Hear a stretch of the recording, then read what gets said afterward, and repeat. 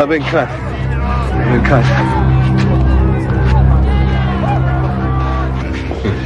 I have to watch that for infection, of course, but there's no serious muscle damage. It's a good thing it was in my left hand. It's always been lazy. Kept me from becoming a Billy Joel. Rick, did you say you're adjusting to prison life? Oh. Look, you don't have to answer my question. No, it's all right. I'll answer your question. I'm adjusting fine, Doctor. I've got a swell room, a couple of great guys from roommates. We're redecorating. Getting a lot of exercise, too. Yeah, well, that's not what I meant. What do you mean? You're not fitting in. Now, you got the white gang ticked off at you. And even though you play like Ray Charles, you hardly qualify for the black gang. What am I supposed to do, stand around while some guys get knifed? Wouldn't make me any better than the rest of them, would it?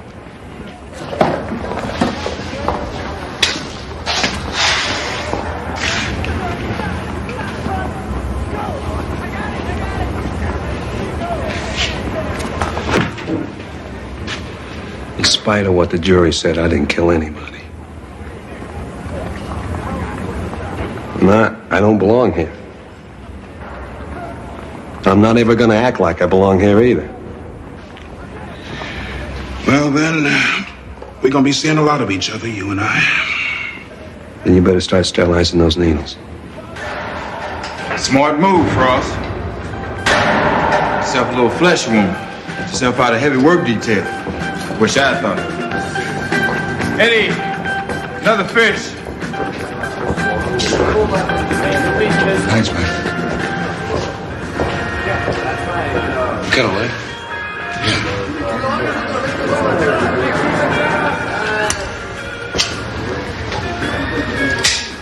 You're Frost, huh? Yeah. Piano player? Knocked off your girlfriend. She was my former girlfriend. I found her in a car that had been stolen from me, but I couldn't prove any of it. You don't even look like a con. I got a parking ticket once.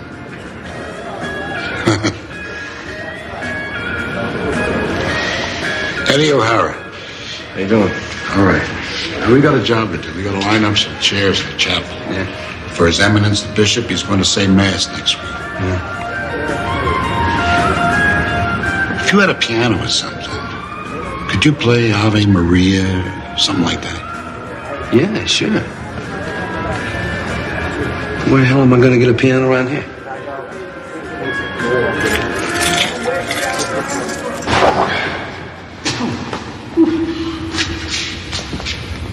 What's a piano doing up here? It's a gift from my old pal, Mickey Shaughnessy. Sent over right after he disappeared. Mickey Shaughnessy, wasn't he some kind of gangster? Around Dutch Schultz, Al Capone, those guys? Yeah, he was like those guys. But his territory was show business, vaudeville and bands and clubs. The Shamrock Club was his. He was a music lover now. He may have sent this piano over so the guys could gather around it and sing. Didn't get much use, did it? Eddie. Yeah, I'll be right with you. Talk to Max. Maybe we get this thing moved to the chapel. Yeah, okay.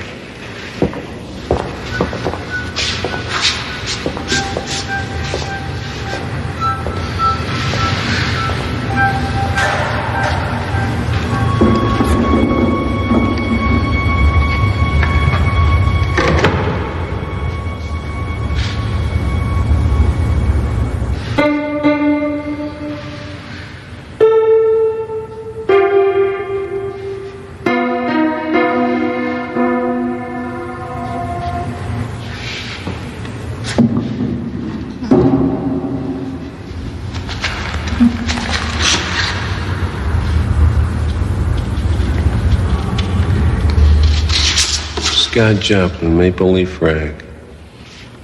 Printed in 1899.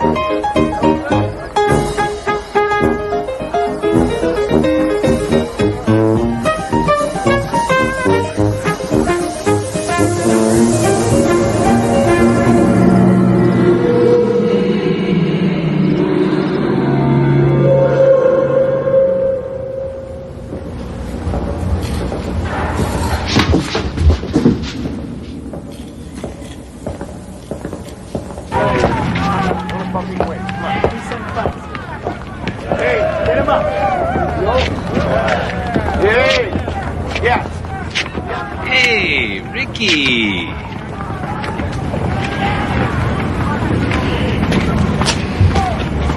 Why don't you come play some ball with us? Sorry, bad hand.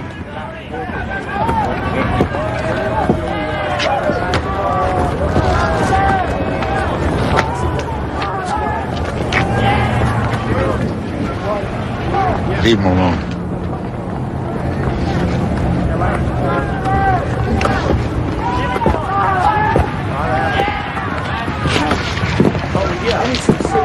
Thanks, I guess I owe you one. Yeah, I guess so. Eddie, you've been in here a long time, right?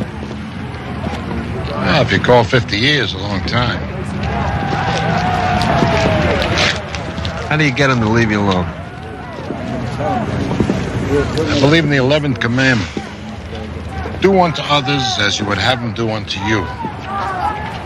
But do it unto them first. It's a hell of a way to live. Yeah, but you live. I was a rough kid, traveled with a rough crowd.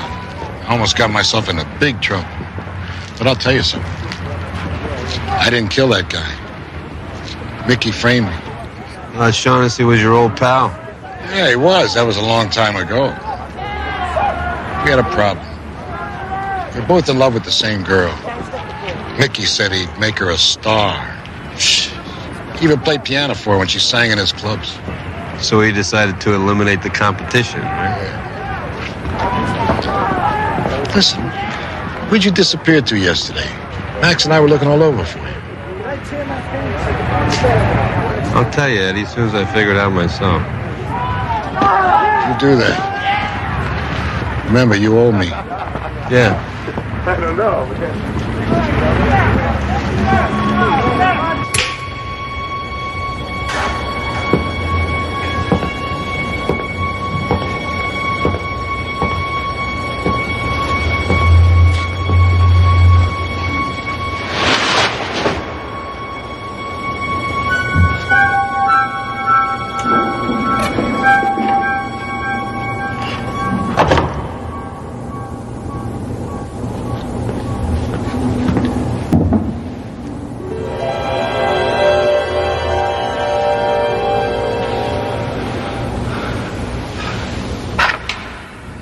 Let's see if anything else does the trick.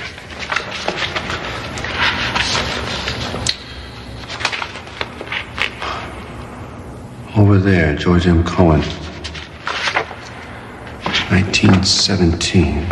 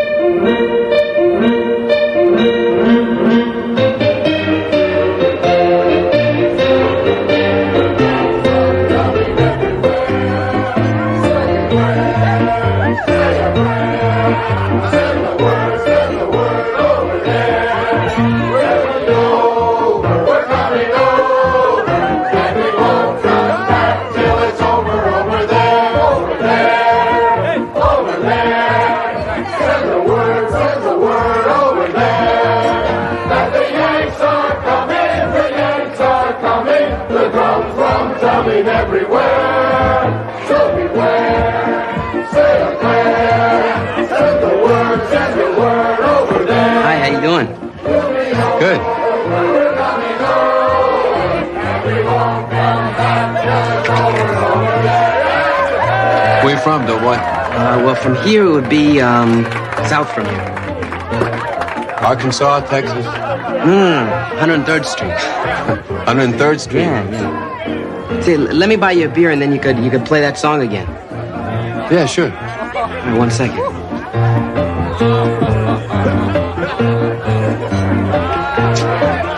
Thank you. Sure.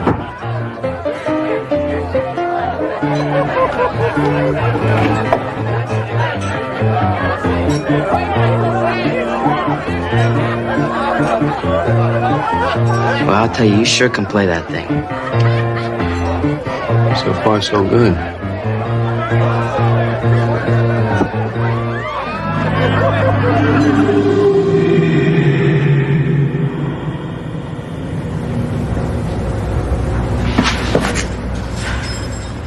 Damn it!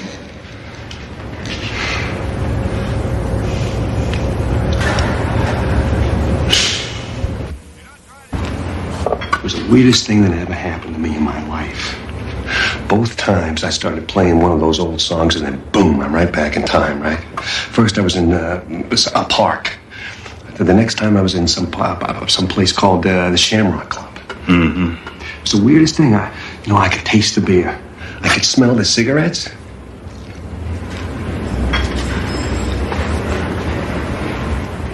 You think I'm nuts, don't you? Maybe. You know, I keep thinking that if I could just pick the right music and the right year, I could stay there. Hey, man, don't go by me. If I was smart, would I be working here? Listen, I appreciate the needlework. I'll see you around sometime. Hey, are you going somewhere? I don't know. I hope so.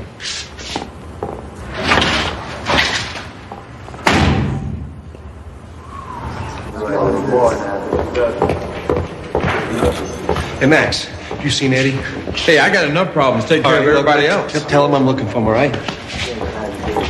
Okay, let's do it. Good idea.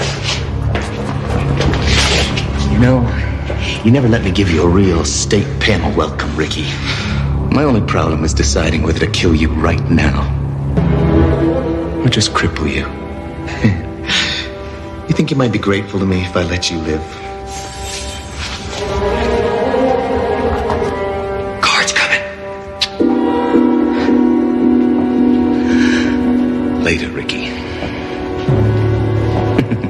Don't leave town.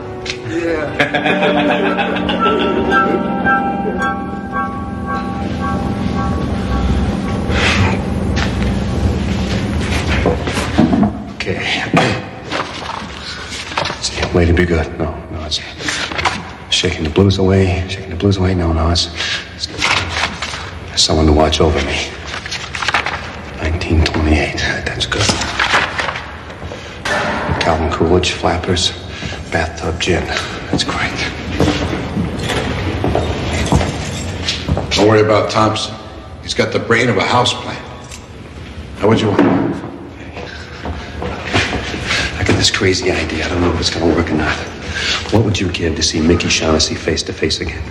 To see me? Yeah. I'd be willing to spend a year in hell. Why? Put your hands on the piano. Do what? Put your hands on the piano. Here. Look, here. The Shamrock Club? Yeah. The Shaughnessy's place. Yeah. But these look new. I know they're new because I was there yesterday, the Shamrock Club in Chicago. Now look, if I got this thing figured out right, all I gotta do is play the right tune, and you and I can be back in Chicago in 1928. 1928? Ed, put your hands on the piano, it won't work. Hey, look, kid, I don't know what the hell you're talking about. But when you've been in a slammer for 50 years, you don't believe in magic anymore. I have to do this, Eddie. So go ahead and do it. Be my guest.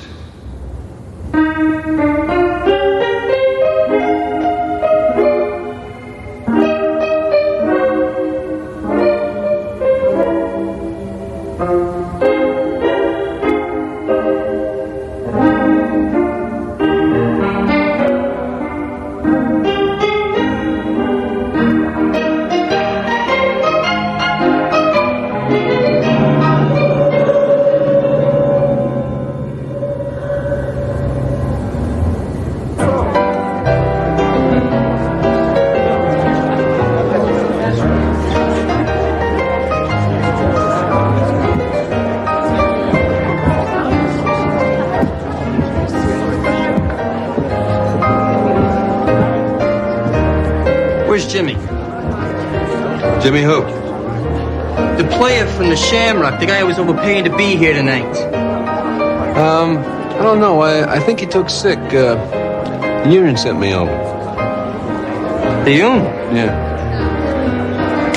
Shorty, make a note. I want to see Jimmy Melton over at the club tomorrow morning. Jimmy, Shamrock, tomorrow. Got it, Mr. Shaughnessy. Mickey Shaughnessy? Yeah, who are you expecting, Babe Ruth? Hey, this is my house, and that's my piano you're trying to play. I think he's doing a very good job, honey. And he's cuter than Jimmy, too.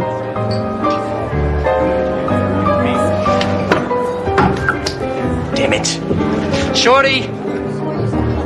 Tomorrow morning I want you to get me one of them classy new pianos. What do you call them? Grand piano. From the club. And I want you to just get rid of this old cat house number. Sure thing. What do you want me to do with it?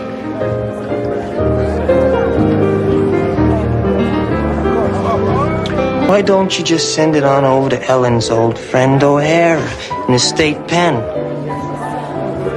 He'll appreciate the sentiment. Now, I'm gonna give you one more chance, buddy. I want to see some people dancing. So why don't you play that new Gershwin thing? It's wonderful. Could you hum a few bars? I'm not sure if I know that one. The song of the year and you don't know it? No. Why don't you show him how it's played, Mickey? I'm sure he'd appreciate the sentiment. Move over. I can play it slow.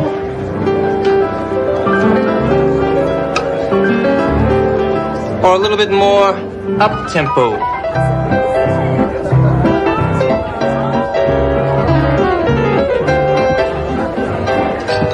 You can dance, can't you?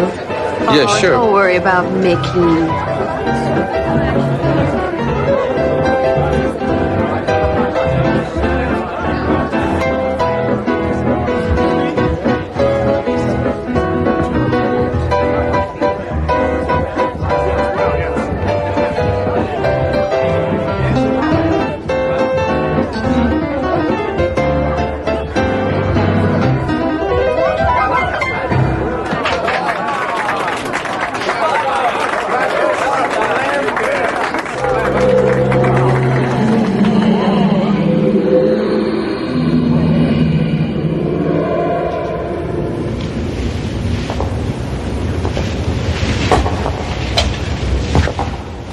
Hell am I?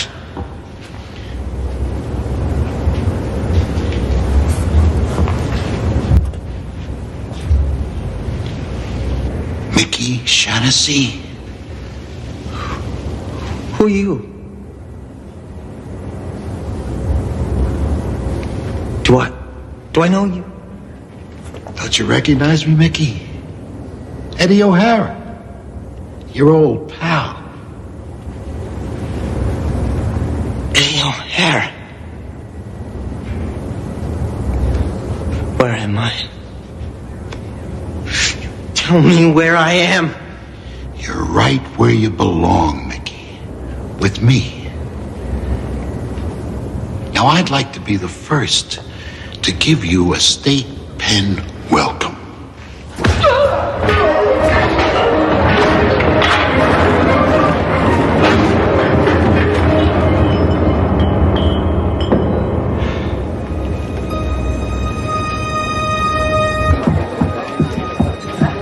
You know where Mickey went? Yeah, I do. He went outside. He said he'd be gone for quite a while. Oh, well, that wouldn't be the first time.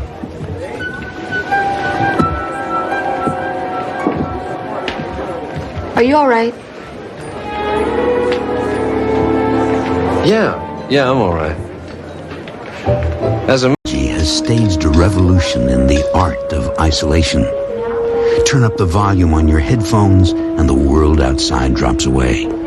16-year-old Keith Barnes has lived in this public seclusion for some time now. But tonight, the tiny radio on which he depends to keep people out is about to start pulling them in, thanks to a very special frequency that can only be picked up in the Twilight Zone. Good evening. And how are you this evening? Excellent. Jumbo. Yes. Your ticket? Smoking or not? Smoking. It's bad for you, you know, especially someone your age. Hey, doctor's orders. I see. Well, 34B. Enjoy your flight, twerp.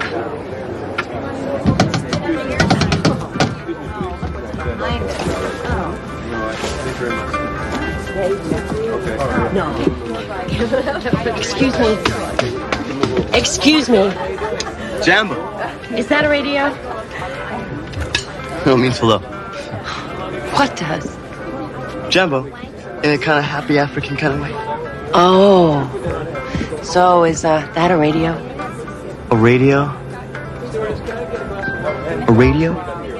What you see before you, Madame, Kawazu 940. It features crystal lock tuning, quartz scan capabilities, and 12 Mondo watts per channel of pure power. It's a radio.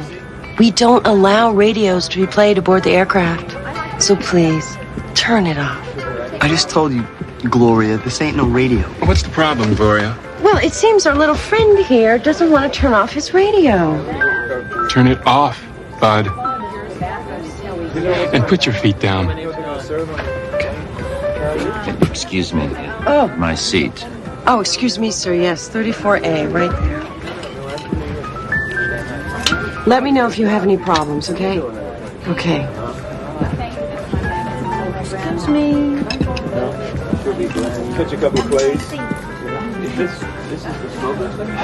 Get something down there. Sorry. That's time to go. We'll take off the next. Only here's pretty close to 8. Put on your seatbelt. Jambo, dude. I mean, so.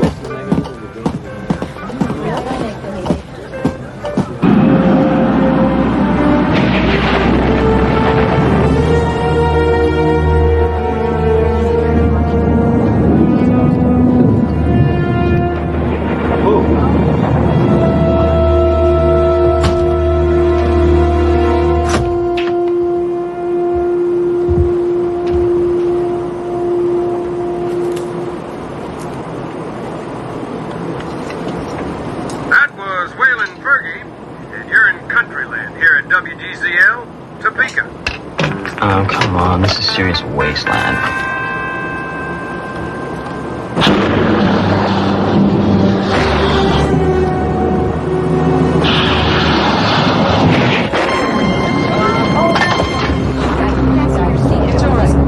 It's fine.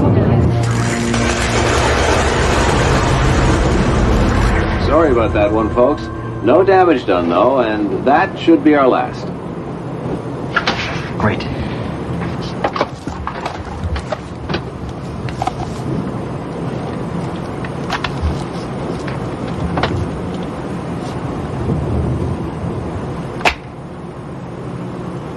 Someone's getting sued. Would you please get out of there? Please. I don't know what you're doing, neighbor. Look, all right, I'm coming out, okay? I'm having a major crisis. Please, I don't feel well. Hurry. All right, could you please cool it? I heard you the first time. I didn't say anything to you.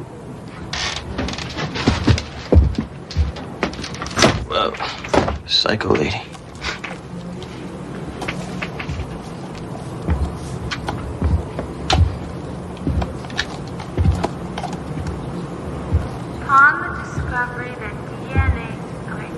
upon the discovery that DNA is a double-stranded molecule that contains complementary base pairings held together by hydrogen bonds, it was suggested that DNA was a plausible mechanism for the transfer of genetic information from generation. Kind of cute. Ratty shirt though. Nice buns, I bet. I wonder what it's.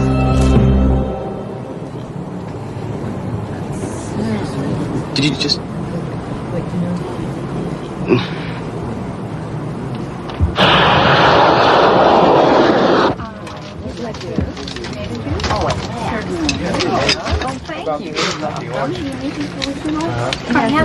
It's incredible. Would you like a complimentary soft drink? Yeah, apple juice is fine. We don't have apple juice. We have tomato juice. A cola. Good choice. Ladies and gentlemen, we are presently passing over America's gateway to the west, St. Louis, Missouri, and the banks of the mighty Mississippi River. We hope you're enjoying your flight. You can tell the... Ava, would you like a soda?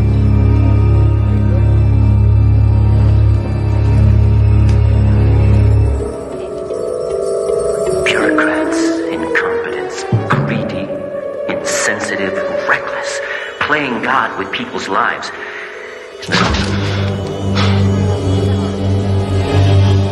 Listen to me.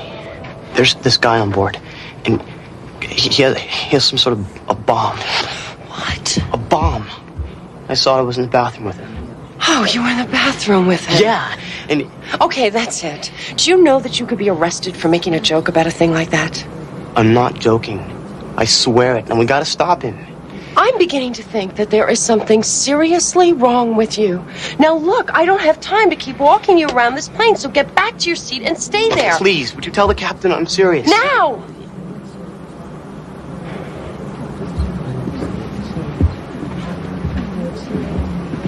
Gloria? Can I talk to you for a second?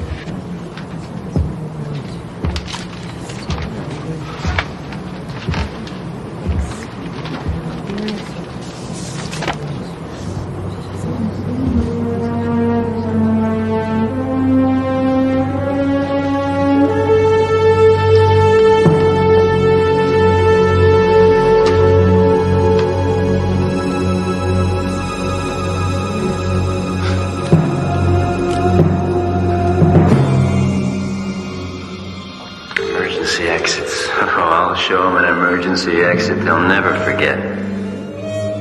Is something wrong? I said, is something wrong? This is really cool. What? It's like the first. Do you want to hear it? Hey, it's cool. Different drummers, you know.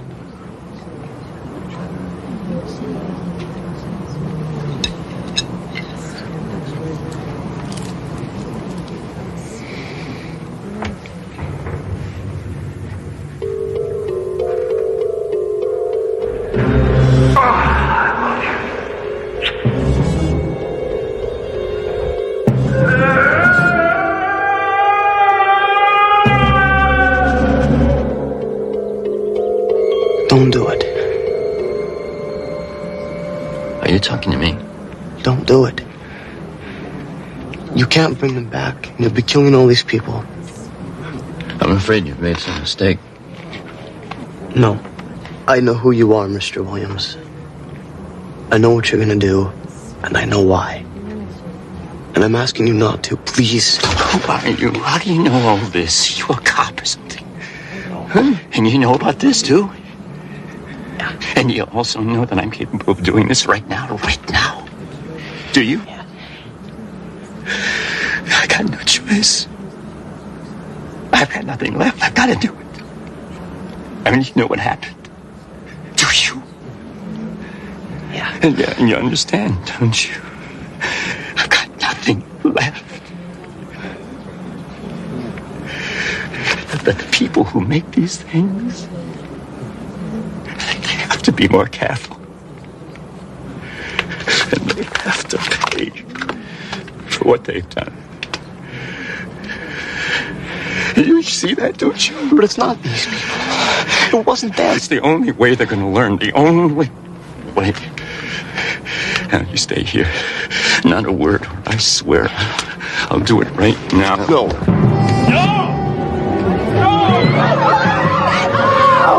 Stay back! Stay back! Don't come any closer to me! Don't. These are innocent people.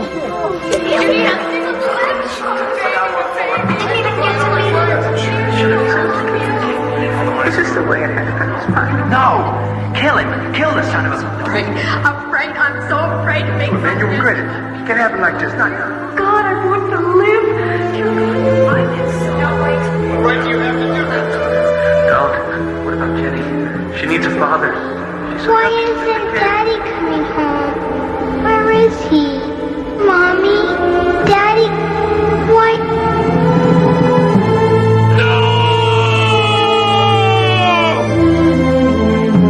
It wasn't supposed to happen like this. Oh my God, what have I done? What have I done? Easy, sir.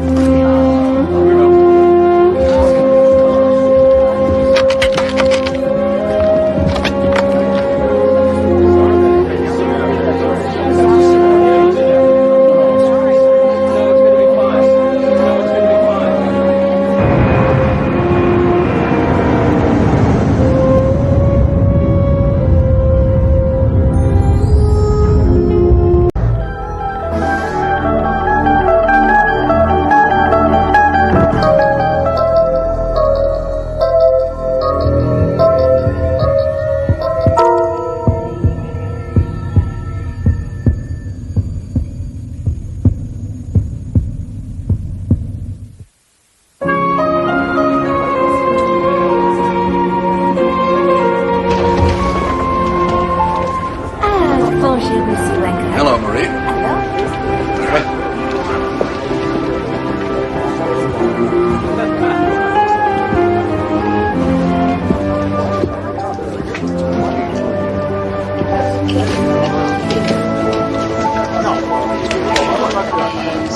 Thank you, Marie. Bon appetit.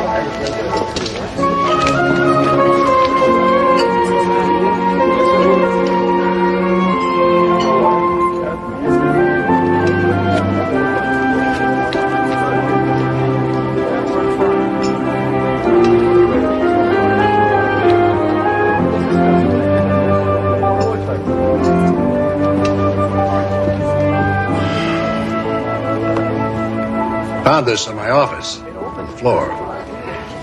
I think you dropped it.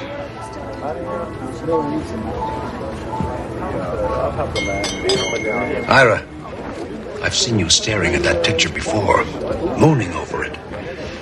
Look, I know it's none of my business, and I shouldn't pry, but are you and Valerie having, problems? Marvin, what are you talking about? She isn't a client, is she? A client? Ira, is there something going on? With her?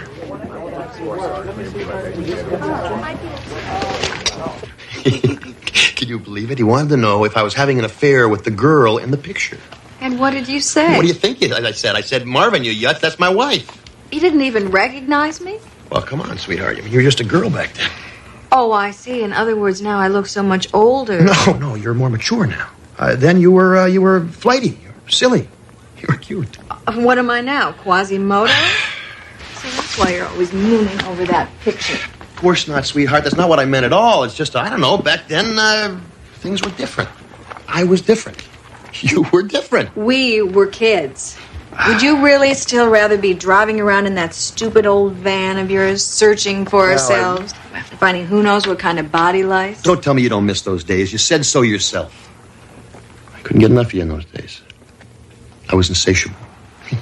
Well, it certainly wasn't my sense of style that attracted you. I looked like a bag lady. But if you want to see cute... Listen, Val, I really don't want to see another picture of your damn dog. Not the dog, Ira. You. You were adorable. I'd really like to see you going into court looking like that. Why can't we be more like we were back then?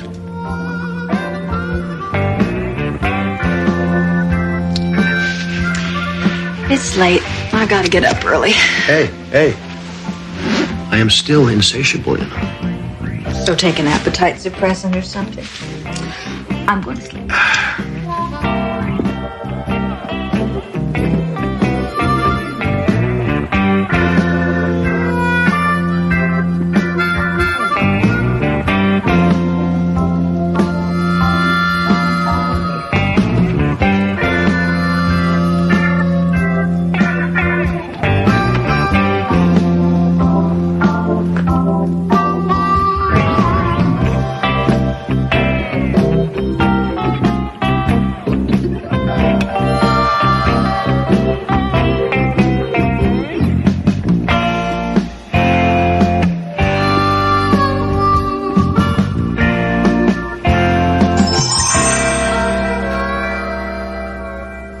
But we've never denied that Cal Methyl dumped the stuff there. We're simply saying that since it was all done over 30 years ago, that their culpability must be viewed in an historical fashion. That is the most self-serving argument I've ever heard in my life. In 1958, the prevailing opinion about a corporation's responsibility to the environment was vastly different. Cal Methyl will clean up the site, and that'll be that. Besides, no one's health was impaired. Marvin, how do you sleep at night? Mothers give birth to deformed babies because of our climate. How can anyone doubt the public-mindedness of a corporation that sponsors 2 symphonies and 3 TV documentaries a year, all on endangered species? We're not a PR firm, for God's sake. Come on, man. The argument is not without precedent. You know it. It's exactly the same position that Ogilvy, Melnick, Blinkman, and Schramm used in the New Hampshire versus Fahrenheit case, which, as you very well know, the smart one says is going to be upheld. Marvin, pull over. Stop the car. Stop the car, Marvin, right now! But Ira, the reservation's for 12:30. Can't help it, Marvin. I'll see you back at the office. I'm probably waiting there already.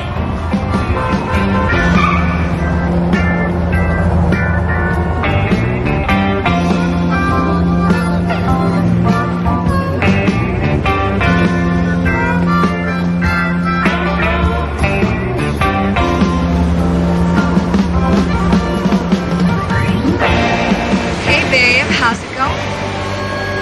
Valerie, what is this? Some kind of a joke? I knew it. I knew you'd freak when you saw me. What'd you do to your hair? You supposed to be at work now? Cool out, Ira. Don't you like what you see? Val, this isn't funny. It isn't supposed to be. Come on, Ira, relax. You've been wanting me this way for a long time now, haven't you? Yeah, but Then quit fighting me.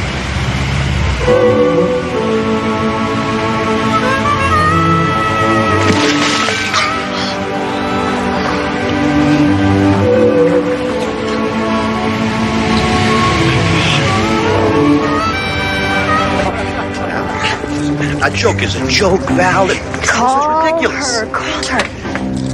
How did you do this? You look so young. Call her.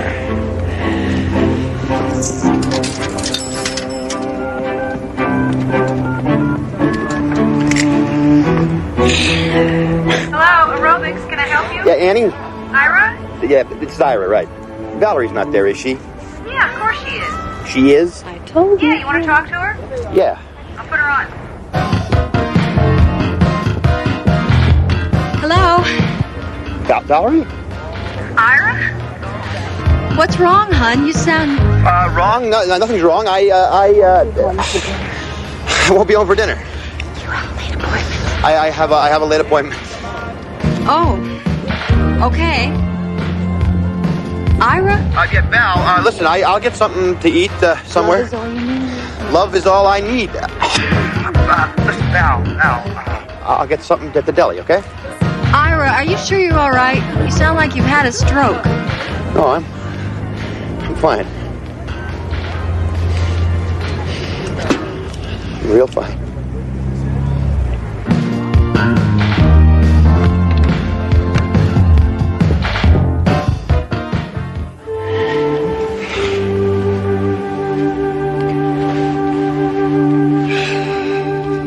You were incredible. afternoons ahead of us. I am totally wiped out. I'd have to be hospitalized by nightfall. This day, it's real. You are real. And I'll be here for you whenever you want me. But how did you? Where did you? I'm the girl you married, Ira. The one you dream about. Why, don't ask so many questions, Ira. You can blow a good thing that way. Don't you get it? You've been thinking so much about the way it used to be that what you want so bad has become real. That's me. The Valerie that you remember. The one you hoped would never change. And I haven't. I wish I could say the same. Tell me about it. What's with the suits? That is my court costume. You did it. You're a public defender like you are. Corporate counsel. Bummer. Well, my life's not so bad. Then why are you so sad? You never used to be a sad person, Ira. What happened? Valerie, yippies turned into yuppies. Jerry Rubin runs a business networking salon, whatever the hell that might be, and that is what happened. Okay, I know how that must sound, and you're right. There's much more to it than that. I'm just being facile. I'm oversimplifying. I mean, it's a whole evolution of the social infrastructure we're talking here. So much more gradual, much more complex. Jeez, Val, you gotta understand. You must. You were there. We were gonna change the world, remember? Somewhere along the line, I don't know, we lost each other somehow. Est and the me decade, leveraged buyouts, tanning parlors, aerobicizing. Seems like nobody cares about anybody anymore, except himself. Our focus just narrowed. Then we need to expand it. Let's do some window pane and watch the walls melt. Valerie, if I went anywhere near LSD, we could watch my brains melt right out my ears. Sweetheart, nobody does that anymore. Wake up, smell the 80s. Jeez, Ira, you are a stone drag. Where you going? You just got here. You know, man, we used to laugh at people like you.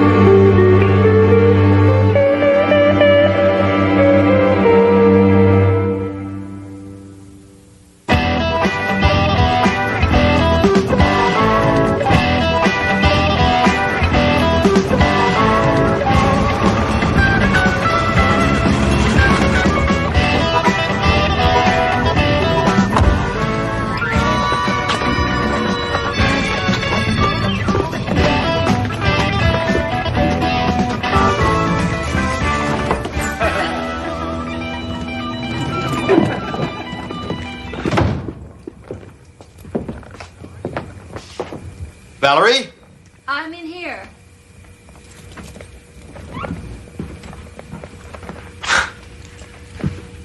Who's laughing in here? The TV, Ira. I turned it off when I heard you come in. There's nobody here but me and Herman Hesse. Sid Harton, huh? Wow. You know, there was a time that I thought the whole damn key to existence was contained in this book. You were reading with the TV on? Yeah, I just got an urge. It's something you said last night.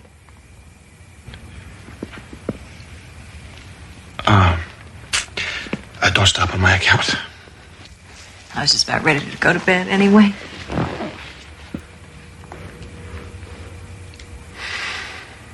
You go on. I'll be up in a while. I have some transcripts to proof.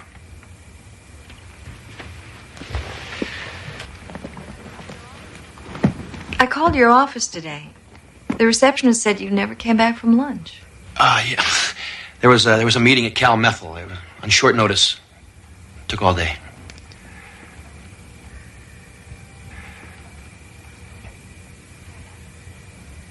Okay, Ira.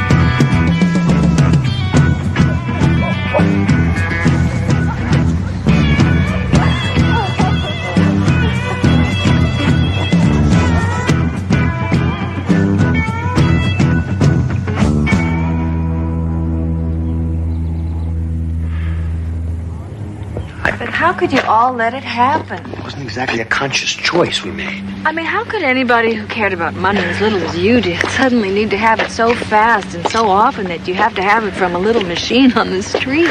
I guess I figured if I couldn't change the world, I'd settle for a little corner of it. Mine. Ours.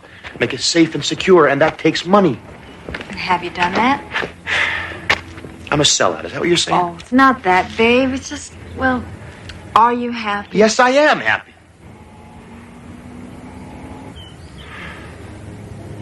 I don't know.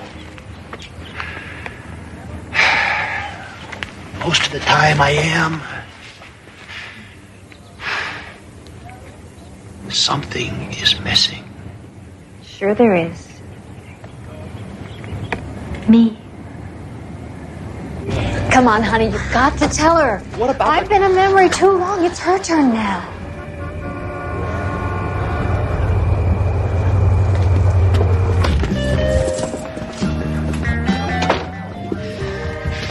I had a great time. I felt like a kid for a while, but I cannot do this to her. This is my wife we're talking about. Ira, who am I? Oh, God.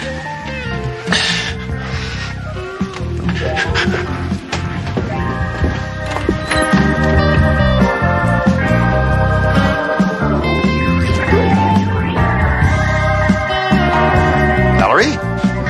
Ira. What in the hell is going on here? Ira, wait a minute. It's not what you think. What the hell it is, and how could you do this to me? Hey, wait a minute. Who's that? Forget about her. Who is that? I want to introduce myself before I kill him. Oh, my God, Ira.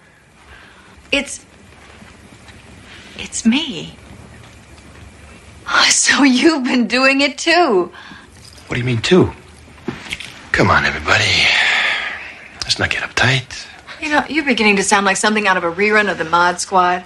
If there was ever a reason to get uptight, my friend, this has got to be it. What is going on here? I don't know, but I guess two can be nostalgic as easily as one. Wait a minute. Wait a minute. This guy is not taking my place. But, Ira, what about me? What about us? Forget it. I must have been crazy to even consider it. I want the two of you out of here right now. Why? I haven't wasted my life. I deserve to be here. So does she. Yeah, man, we've got a handle on all this stuff that counts. The dreams, the ideals, the love. What are you talking about? You are 18 years old. You don't know squat about life or love. Real love is commitment.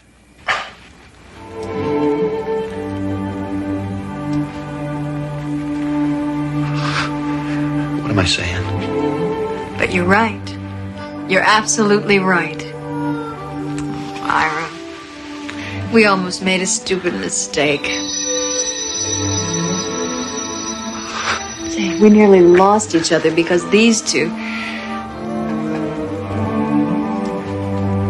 Where'd they go? Who cares? They were beginning to annoy me anyway. They? You mean we? Were we really like that? All that arrogance, that naivete, that pomposity. Idealism, the passion, the fire. Well, what if they're right, Ira? What if we've really wasted our lives? You know, I wasn't aware of the fact that our lives were over. I mean, just don't suddenly lose your social conscience because you cut your hair, you know. Come here, will you? Come here. You know that world out there that you wanted to change? It's still out there. It's just that our focus narrowed, that's all. Then we need to expand it. What do you want to do? You want to drop a little acid and watch the walls melt? No.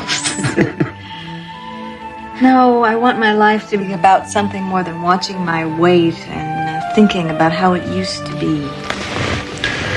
Why don't you make it that? And how about you putting in some hours at that legal aid clinic that's always after you? Maybe I will. And maybe we could have a baby. As long as you're still insatiable. I think I will be. It has been said the 80s are just the 60s 20 years later.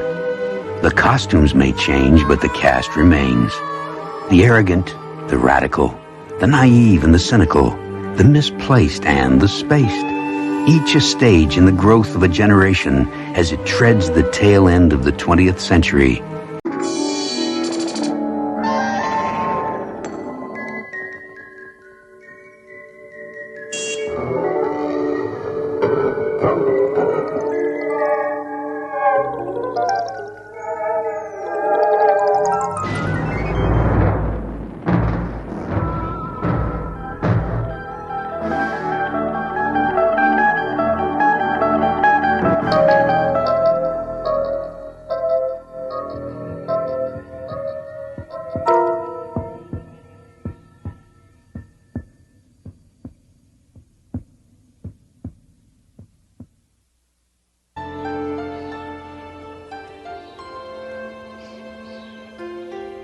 Crazy. That's what he is. A loony. A nutcase. A genuine wacko. Uncle Edgar is always looking for things. Things like 3 paper clips or a chrome coat hanger. Or 1 patent leather tap shoe. He rummages through trash cans. He goes to garbage dumps. He's always bothering my other tenants. One day it's bicycle spokes. Then it's baseball cards. And who do the tenants complain to? Yours truly. He won't let anybody into his apartment. Not even his own niece. All that junk he's collecting, it's a fire trap. He could hurt himself. And other people. Namely, me. He needs your help. Yesterday, he wanted a yo-yo. By 6 o'clock. And last week, pieces of broken dolls. Heads, arms, legs. Please do something, Doctor. Please, for his sake. And ours.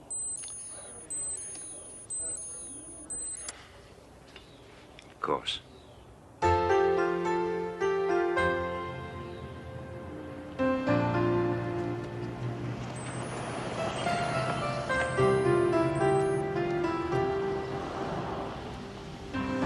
His bell don't work.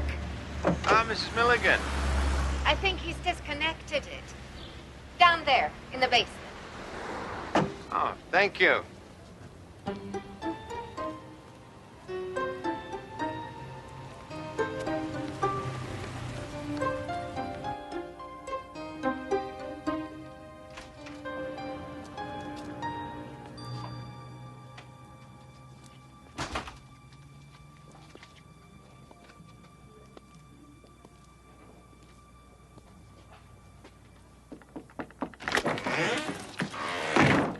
Thanks anyway, Mr. Pilchick, but I already found a brass thimble. You're not Mr. Pilchick. I'm Dr. Jeremy Sinclair. May I talk to you, Mr. Some other Witherspoon? time, perhaps. I have to look for a doll's head.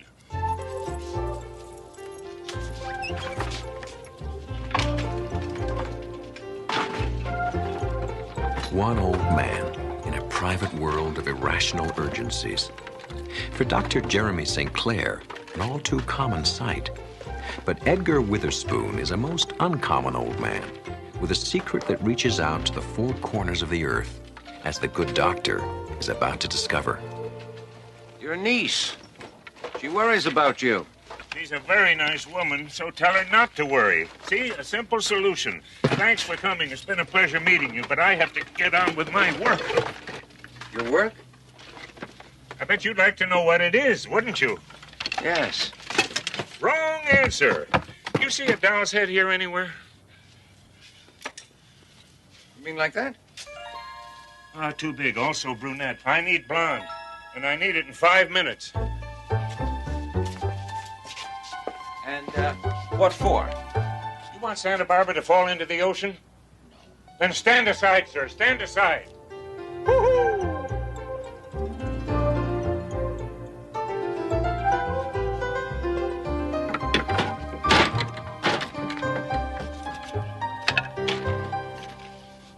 Just in the nick of time. No time to lose. Mr. Witherspoon. I'm sorry. I shouldn't be rude. You've come all this way to see me. May I come in? And it was so nice, a pleasure meeting you. Tell my niece hello. Now, if you'll excuse me, I've got to stop the shaking in Santa Barbara. Mr. Witherspoon. Oh, on your way out, could you dump this?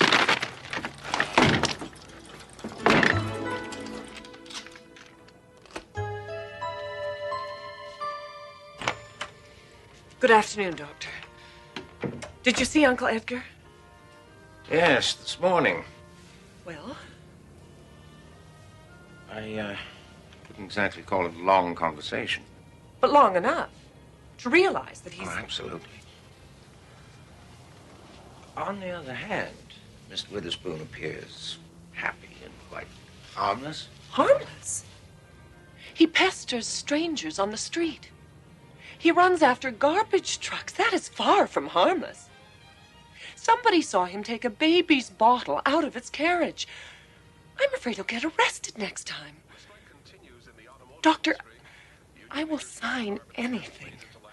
Cooperate in any way I... All right, maybe I'll have another chat with him, and a longer one, and see if I... A small earthquake tremor was felt shortly before noon today. The force was enough to rattle dishes and a few nerves, but no injuries Did you hear were that? reported. What? There was something about it. Sorry, it was nothing. I don't know what I was thinking. I'll call you as soon as I can. Thank you very much. Acid rain is affecting the northern lakes even more than scientists.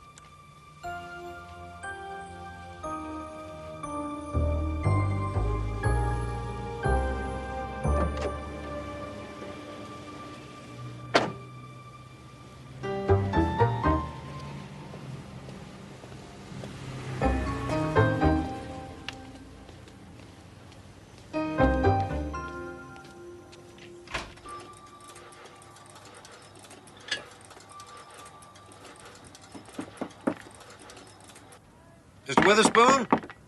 Go away. I'm not home. It's Dr. Sinclair. I was here last week, you remember? Sorry, I wasn't home last week either. Mr. Witherspoon, I could legally force you to open this door to me. Is that what you want?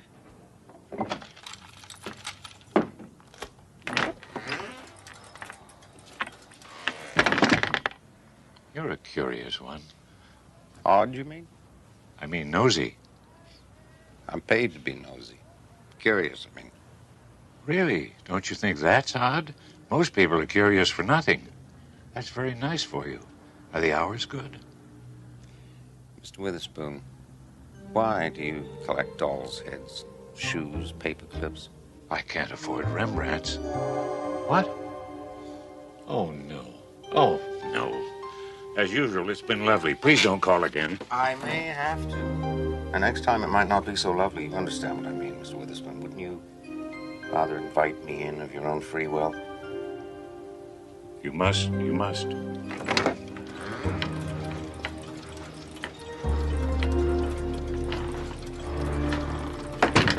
Be very, very careful where you walk.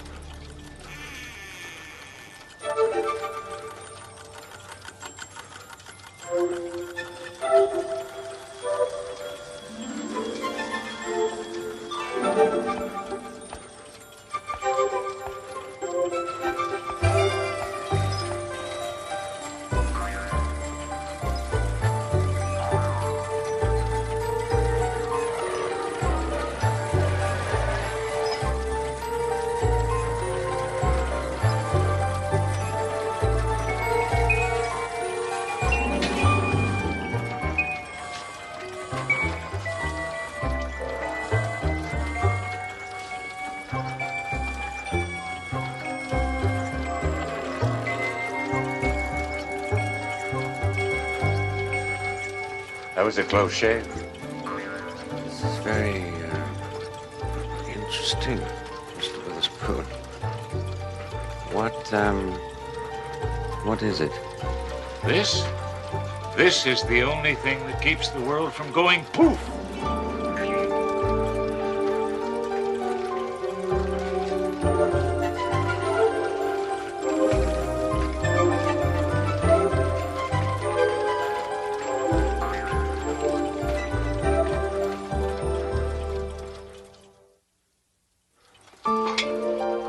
Now, let me understand you clearly, Mr. Witherspoon. You say that this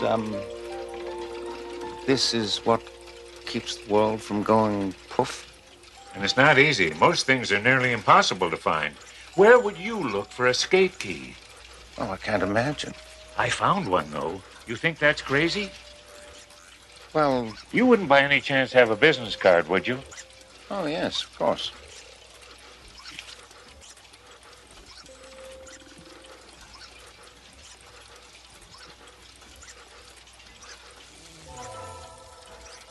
That was an easy one. Well, I won't take up any more of your time. I've seen more than enough. I used to be an engineer. Earned lots of money. Then I retired. Worst mistake I ever made. Life was so damned boring. And then the voice spoke to me. Oh, you also hear voices? You too?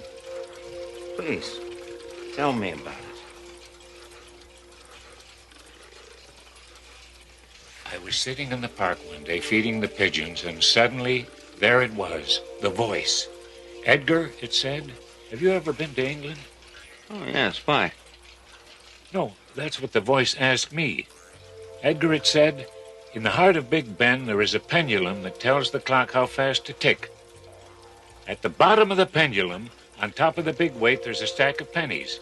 Every so often, they take one off. The clock speeds up. Or they put one on, the clock slows down. The pennies change the balance just a little, but enough to keep the whole mechanism running perfectly. So what you have here is some kind of clock. Of course not. Why would I build a clock? $3, any drugstore. Doesn't lose 10 seconds in a year. Anyway, the voice said, Edgar, the world is a funny place. Little wars here, big wars there. Volcanoes going off, storms, tornadoes, a terrific amount of noise and bother. You have to build something that will keep the world from going too far, maybe even going poof. What the pennies do for Big Ben, this does for the world. Who do you think it is who's speaking to you? Well, sometimes I think it's God. And then I think, no, God would have a deeper voice. Would you care for a prune, Doctor? Oh, no, thank you. I was just leaving. But you've just arrived. Oh, careful! I have no idea how the thing works. All I know is that the voice tells me what it needs, and I get it. Goodbye, Mr. Witherspoon. You keep up the good work. We could call it a sculpture. Would that make my niece happy? What? Oh, no. If you happen to run across an old tuba, would you bring it by? I need it in 2 hours.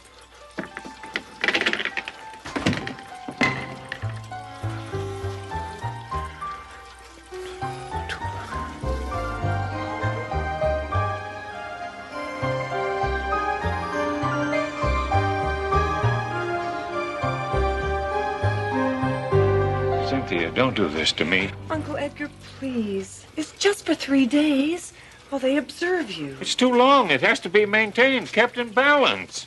Mr. Witherspoon, you hear voices. That isn't normal. You must understand that. You hear voices, too. No, healthy people do not hear voices. You hear mine, don't you? It's not the same thing. Why, what's the difference between a sane man hearing a crazy voice and a crazy man hearing a sane voice? Maybe the truth is somewhere in the middle. You don't understand the risk you're taking. I knew it. There goes Tatoa. What's Tatoa? A tiny island in the South Pacific. What time is it? 3:17. At 3:17 in the afternoon, Tatoa became history because of you. Please, well, there's still time. It'll take me days to clean up this junk. Keep her away from it. Remember Tatoa. Classic psychosis. Tired, feeling useless, he created typical delusion of grandeur that he was vital to the world's survival.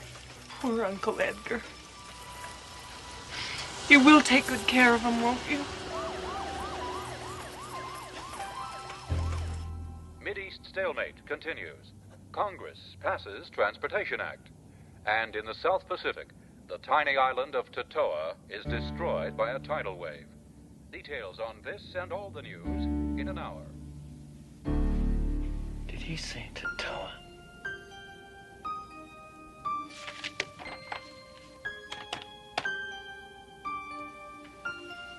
Yes, the number for the Chronicle, please. Thank you.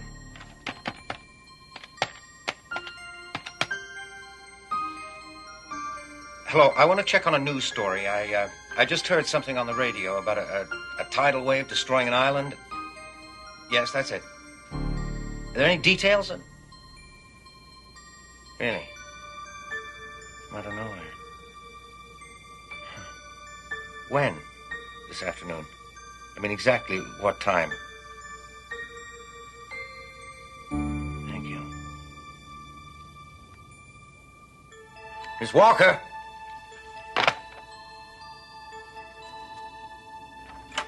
Yes, Doctor. Tatoa was destroyed at 3:17 this afternoon. Is that bad? Last week, Santa Barbara was hit by an earthquake. I'm not taking any chances. Oh, my God. The landlady. She'll destroy it. Santa Barbara? Get Mr. Witherspoon released immediately. Drive him home. You personally, as fast as you can.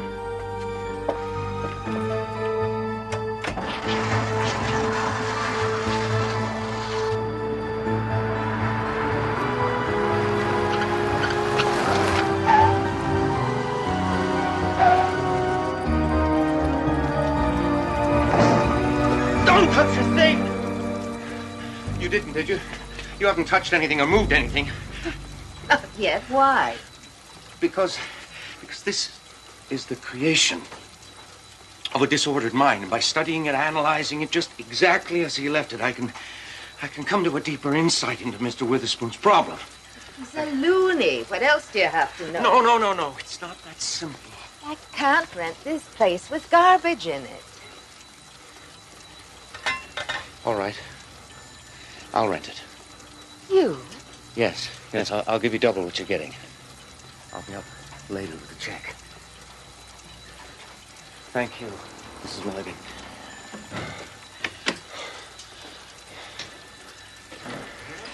He's escaped. Excuse me. Hello? Mr. Witherspoon! Mr. Witherspoon! Should I call the cops? No.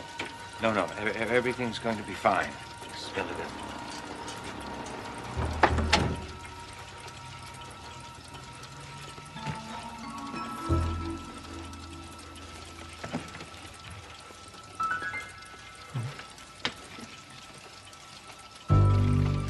You got a handkerchief? Oh, yes. Yes, right away.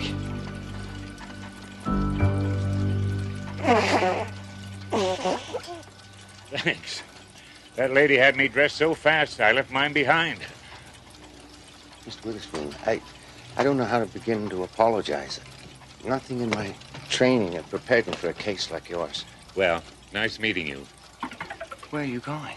Away, finally, after 11 years. But what about Puff? The voice spoke to me while I was in your hospital.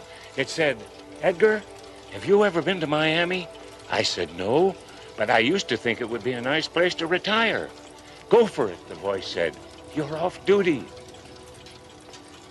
You mean all this isn't necessary anymore? Sure it is. It's absolutely essential. The world still has to be kept in balance.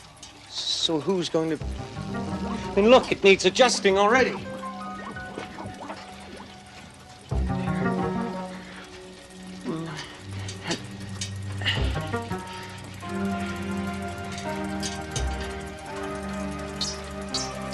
There, that's it. Now, if I can just get a ping pong ball in there by 7:13,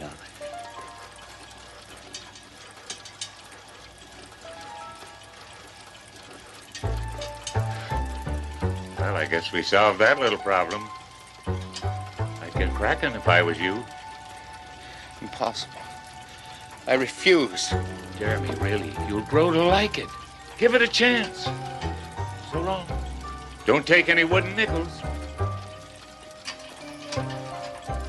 Unless you really need them, of course. Mr. Witherspoon!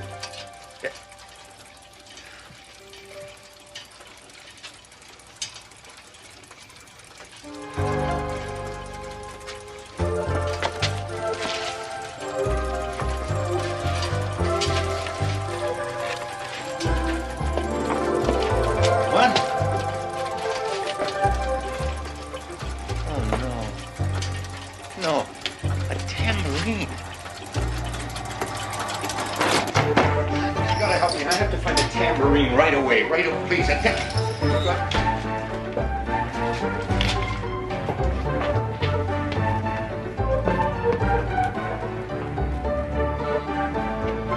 you help me? Do you know where I can find a tambourine?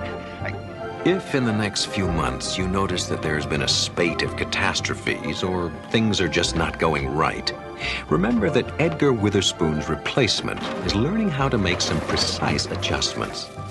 Don't worry. His education will not last long, and then you might give thanks to a physician whose practice extends to the well-being of the entire planet. Dr. Jeremy St. Clair offers a unique form of preventative medicine found only in the Twilight Zone.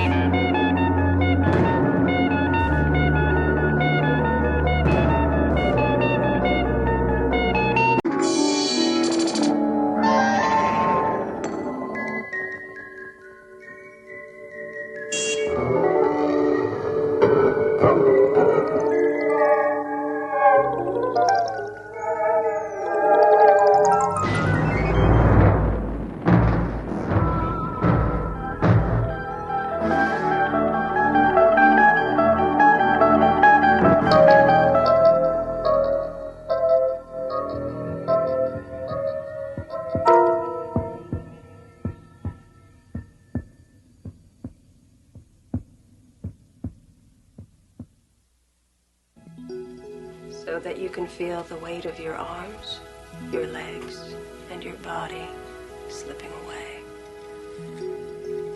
It's a pleasant sensation. You're free of everything holding you back. You can think with perfect crystal clarity. Your name is Lorraine Guston, but you've had other names before this, other lives.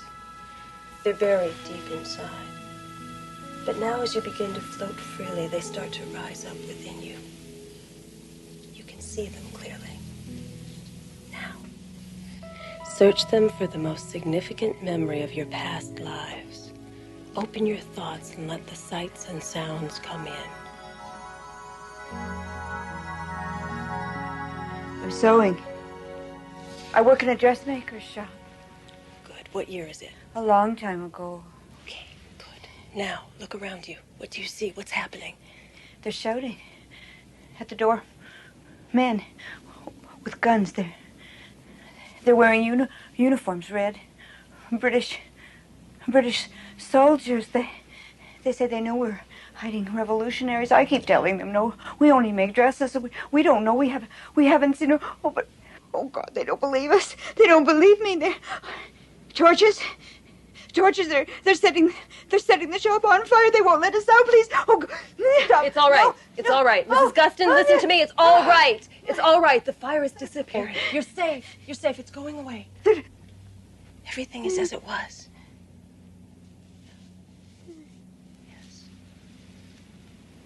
Yes, now you're starting to come back down. You're floating back down. You can feel the weight returning to your legs and your arms.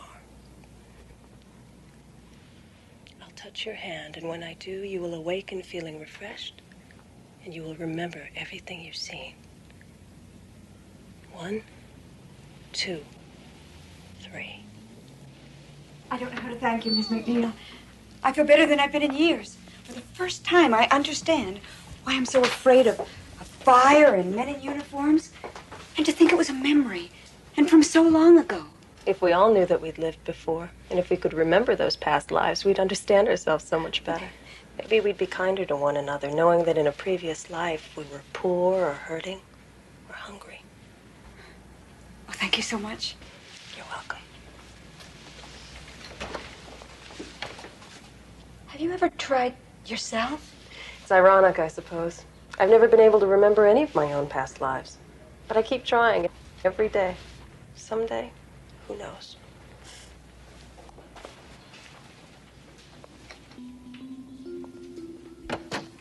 Mary McNeil, dealer in dreams and memories, to whom the uncovering of past lives is the greatest good she can render to a forgetful humanity. Your name is Mary McNeil, but you have had other names before this. 8:57 p.m., and Mary McNeil makes another attempt to discover a previous life. However, the journey she is about to take is to a different place, a land whose borders are defined by the region we call the Twilight Zone. Now, search them for the most significant memory of all of your past lives.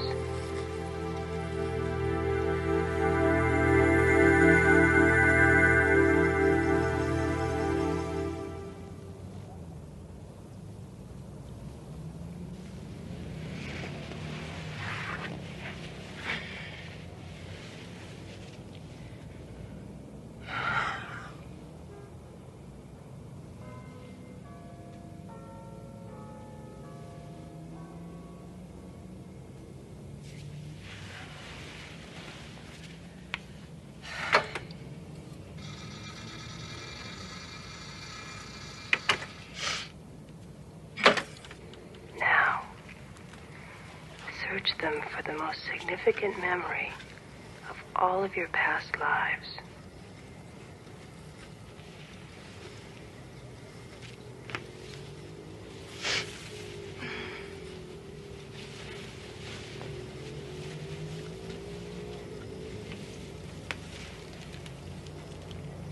Nothing again.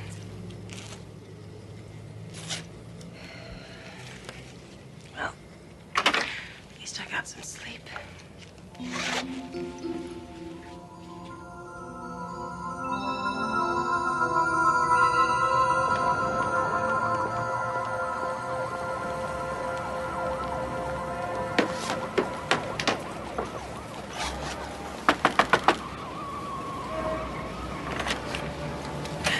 Divincourt, I'm so sorry. I know it's the oldest excuse in the world, but I overslept and I rushed out without even thinking to call. Excuse me. But have we met? Oh, of course. We made the appointment by phone. I'm Mary McNeil. You called me last week about wanting help with your memory? You must be mistaken. There's nothing wrong with my memory. Oh, certainly. What I meant was the memory of your lives before this one. I can assure you it's a very simple process. In my last life, I was Corporal Long Desmond. I fought in the Second World War and won the Medal of Honor. Awarded posthumously, of course. But you know? But how? The medal? It was nothing. I jumped on a grenade to save my squad. That's amazing. How did you know that? Look, I really don't have time for this sort of foolishness. Thank you, and good day.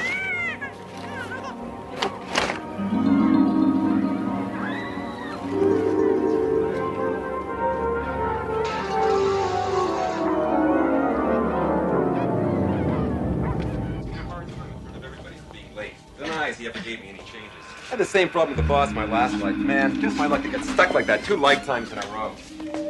You know, how's it going with you, eh?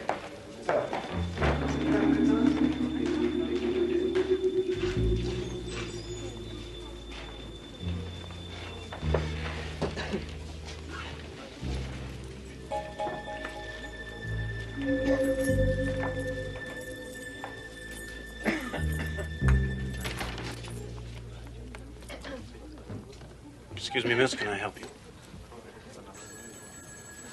This used to be my office. That must have been some time ago. I've been here for the last 2 years. Is there something I can do for you? Are you looking for work? You say this used to be your office. Are you out of work? It's difficult to explain. You see, I woke up this morning, and I don't know what's happening anymore. I mean, I don't know if I've changed or if the world's changed, but something's happened. I don't even know why I'm bothering you with all this. It's just that there's nobody else for me to talk to. Yes, there is. Now, if it's any help, you're not alone. A lot of people have trouble adjusting to their new lives. That's why we're here. If you would just fill out this form, and when you've finished, we'll talk. My name's Jim Sinclair. I'll be sitting at the desk over there. Excuse me.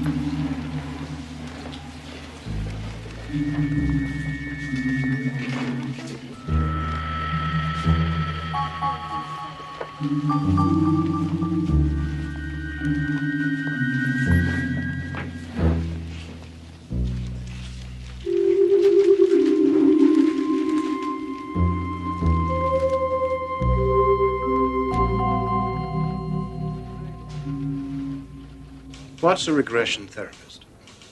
It's nothing. I don't think it matters anymore. Relationship counselor, self-help instructor, 2 years as head of a crisis counseling unit. You have a high priority on helping others, an admirable quality. I see you didn't list anything from your previous life. I didn't know that you could. It helps, particularly when you've developed no skills in this life. Now, if we can just run through the jobs you had in your last 3 or 4 lifetimes, starting with the most recent. We won't go back more than a couple of 100 years. There's not much call for blacksmiths.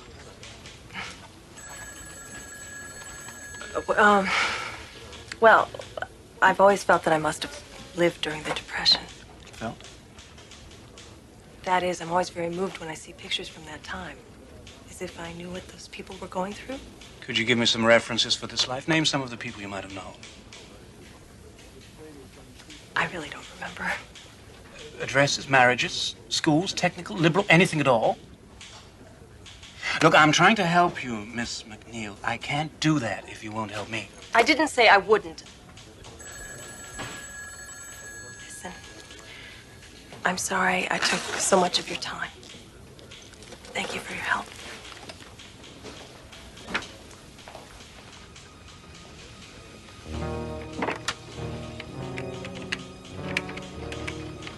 Sinclair here. I just had a woman in here who listed only her present life on her resume. Yes, that's right. When I pressed her for details on her past lives, she claimed she couldn't remember them. No, I don't think she's a new soul. She didn't have that vacant look so many of them have. Mary McNeil. Yes, I agree. She could be the one we're looking for. So her behavior was significant, you say? A lot of people disapprove of what we do. Doesn't sound like disapproval. It was more like shock, as if she'd never seen such a thing before. It's possible she's been out of circulation for a time. That happens. And then there is the other So possibility. we discussed, but I'm not ready to accept that theory. There's something wrong here. I think she's hiding something, this one. Before we do anything, we must be certain. Will you bring her in? If we don't decide to kill her first.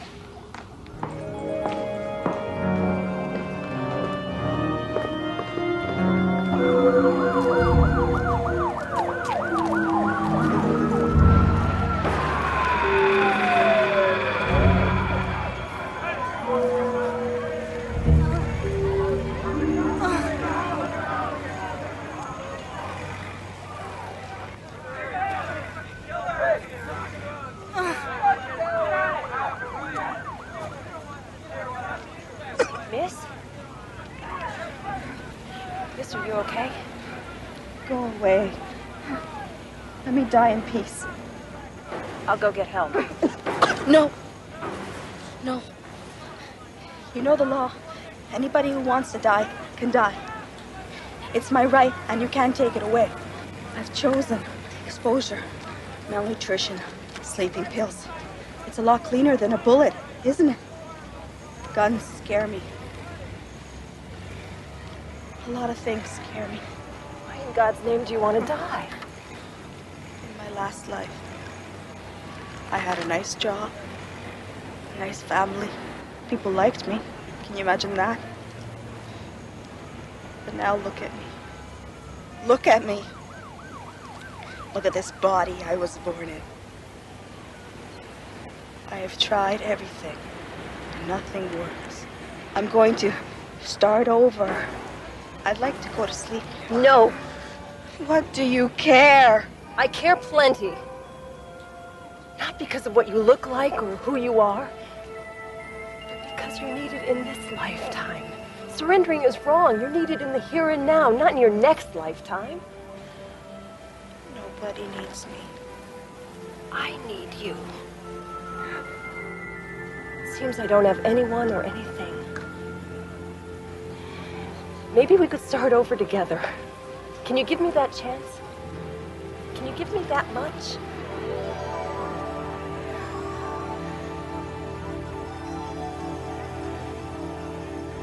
I'll go get help. I'll be right back. There's a woman back there. Can you get an ambulance? I think she's dying. This man from the agency. No. No. Sorry, miss. No. You have to come with us. No. Promise me you'll get that woman an ambulance. We'll look after Promise her. me. I promise. Okay, let's go. What about the woman? What about her? I made a promise. Get her an ambulance.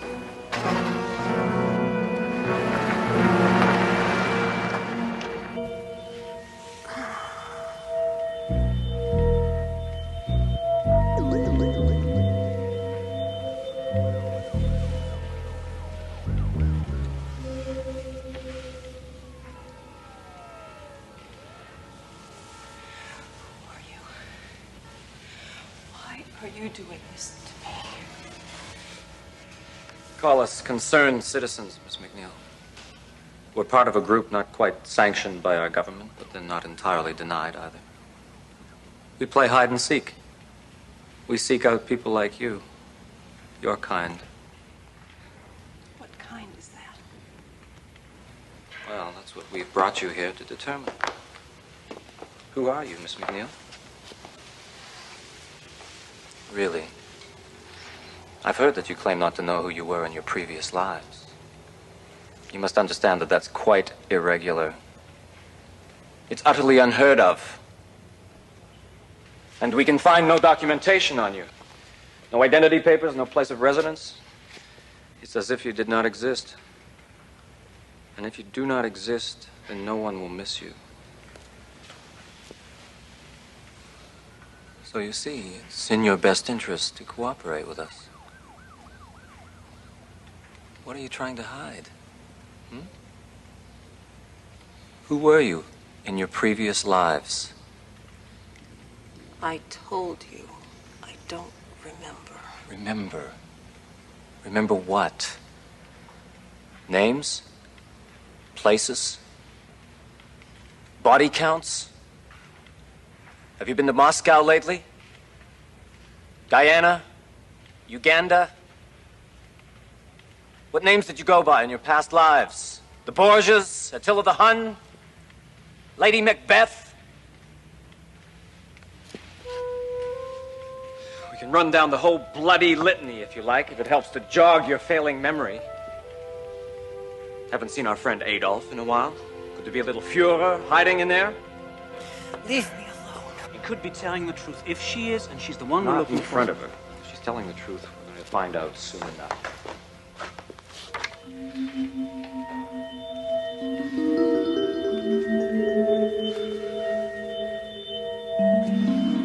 And when we went to Daddy's funeral, Mommy said we should be brave. I wore my new blue dress, and I read a poem that I wrote myself. After it was all over, Mommy said we had to move. Earlier? But I didn't want to. Go earlier. I don't know. Who were you? I don't remember. I'm going to double the serum. That could kill her. We're going to have to take that chance.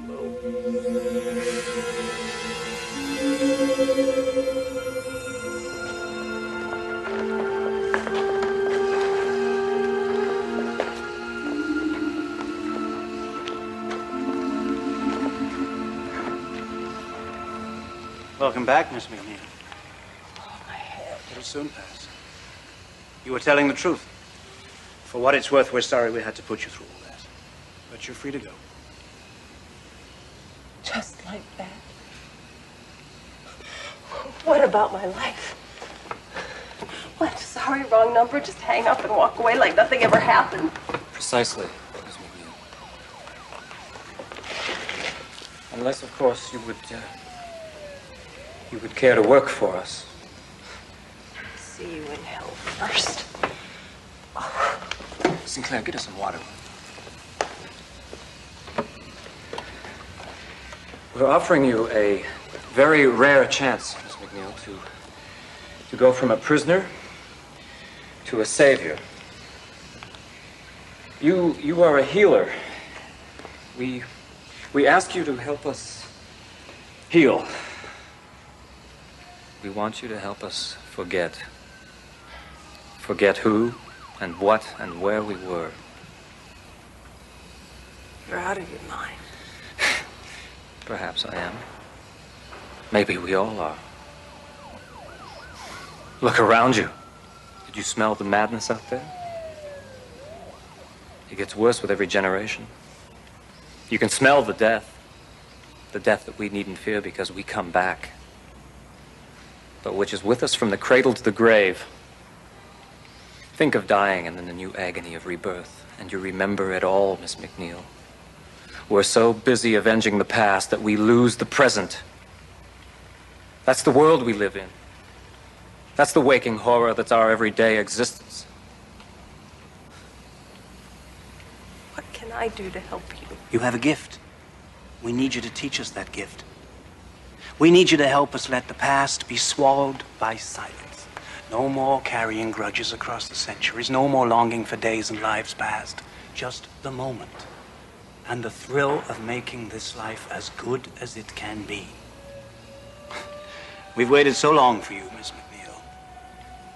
If we were harsh, it was out of fear and hope. When we first met, I knew you wanted to help people. We're giving you the greatest opportunity that's ever been given to a person. Help us, Miss McNeil. Help us to forget.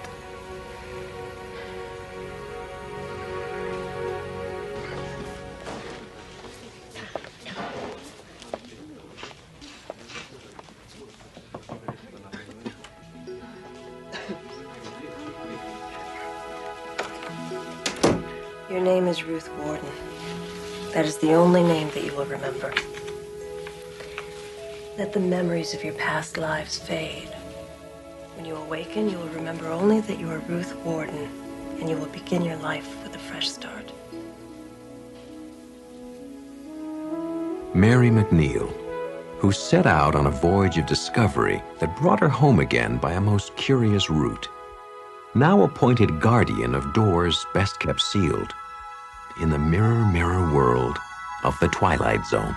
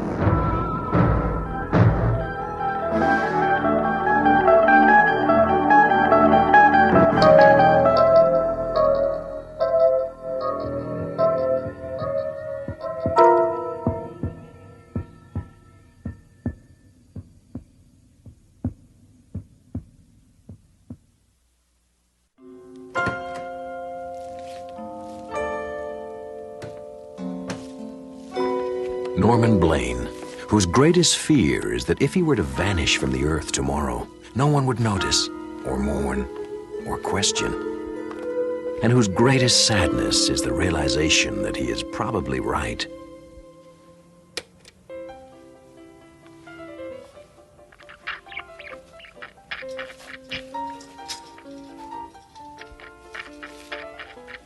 Sofa, coffee table, chair, and pet. Solitary decorations in a life noted chiefly for its isolation. Point of origin and point of destination for Norman Blaine, whose days and nights are routinely swallowed into unhappy silence.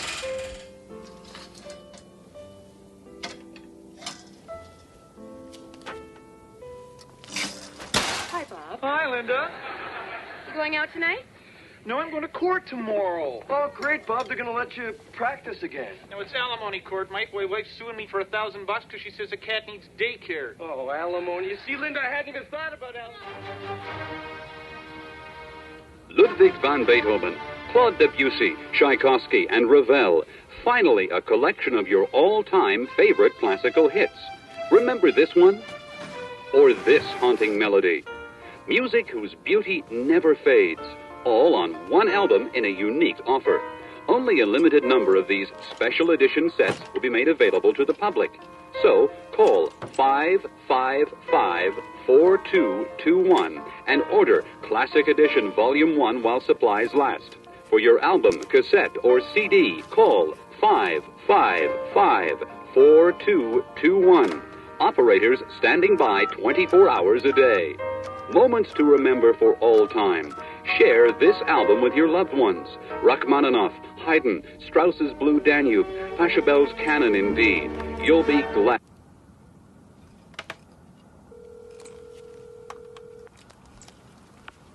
Hello? Yeah, hi. I'm sorry, I think I dialed the wrong number. Excuse me? Listen, I'm really sorry. It's just a wrong number. I probably woke you up. No. It's, okay. I was just sitting here, and I heard the phone ring. For a minute, I was afraid whoever was calling would hang up before I got here. Yeah, I know what you mean. I hate it when that happens. Really, annoying. What's your name? Norman? Norman Blaine? You have a very nice voice. Thank you. So do you. What's your name? Marianne. Marianne.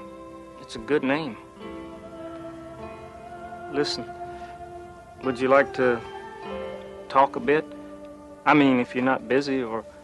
That would be nice.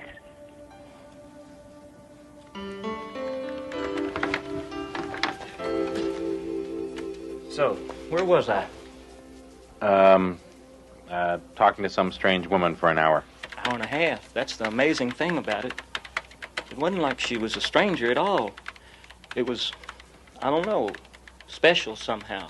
She was a little nervous at first, but after a while she started talking, I started talking, like we were old friends. Next thing I knew, it was an hour and a half later. Exactly. She was friendly and fun. God, I hadn't had that much fun in ages. Now I don't know what to do next. I mean, she said I could call her back tonight after 7. I guess she works late. But I'd really like to meet her. I just don't know. Look, Norman, a year and 2 months, you and I have been sharing this office. For a year and 2 months, I've been able to come in here and sit at my desk and pretend that I'm all alone. Because from your side of the room came a blissful silence. I mean, I really like silence. I have 5 kids. Look, you want my advice? Ask her out, okay? You know, suggest lunch or dinner or ice cream, a trip to the zoo, whatever, just go crazy. You know, the fact is that she wouldn't spend all that time talking to you if she didn't want to meet you, right? Simple problem, simple solution, okay? Now, Norman, you're a nice guy, but for the next hour, I would really like to have no noise. That would make me a really happy man. Okay?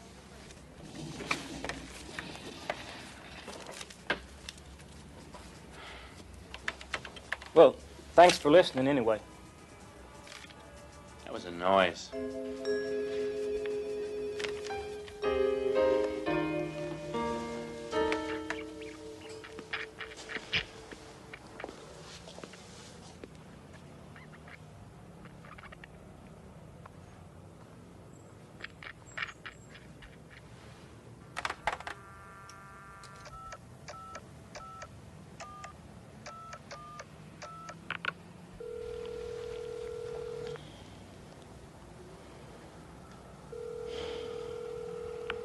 Hello? Hi, it's me. I didn't realize we've been talking for over 3 hours. I probably should let you go. All right. But one more thing. I just want you to know, Norman, I really enjoyed our talk last night. And tonight. I wanted to thank you. Well, same here. In fact, listen, I was thinking and wondering if you'd like to get together sometime. Maybe lunch, dinner, a movie, anything you want. Norman. No rush. I mean, anytime, it's okay. No, I really can't. We have so much fun just talking. Why do we have to change it? Can't we just leave it at this? Well, sure. I guess so. I've hurt you, haven't I? No. Really, it's okay. Like I said, I just enjoy talking to you. Honest. Promise you'll call me tomorrow? I promise. Bye, Norman.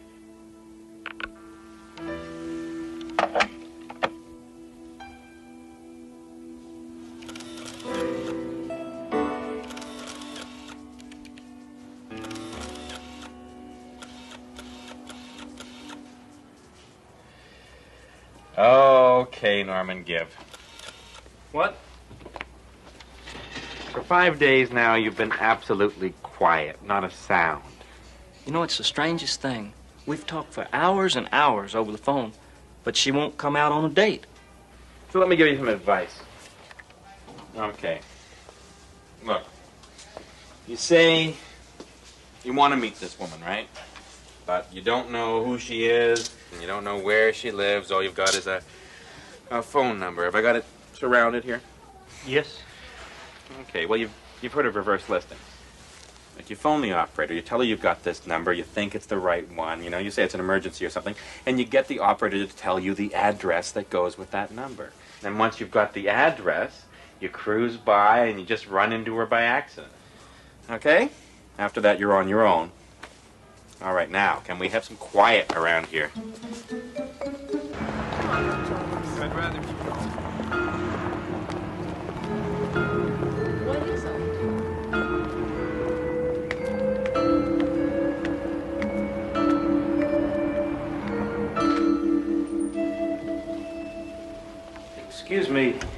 know if a Mary Ann works here? Mary Ann. Would you know her last name? I'm sorry, I don't. She could be one of our interns. Interns. Volunteer workers. Who would I check with? You could ask the director, but she's out for lunch. Why don't you come back in an hour? Thank you very much. May I look around? Of course.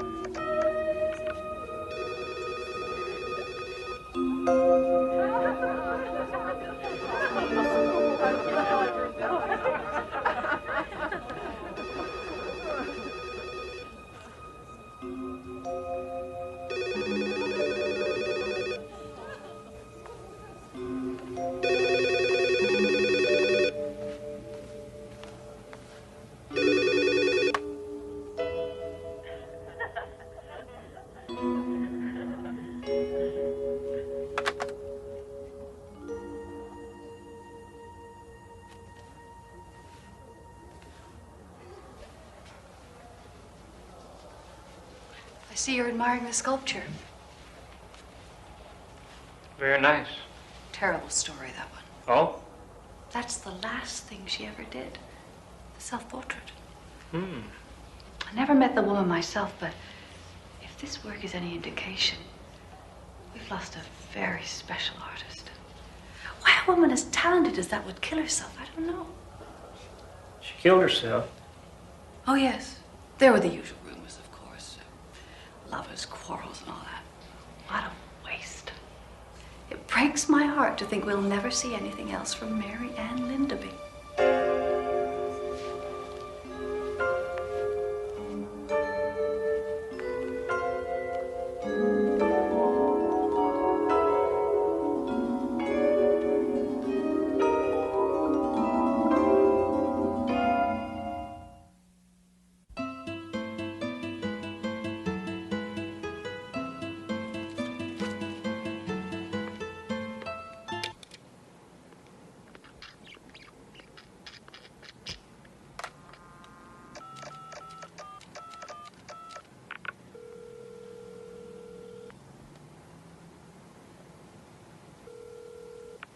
Hello, Norman.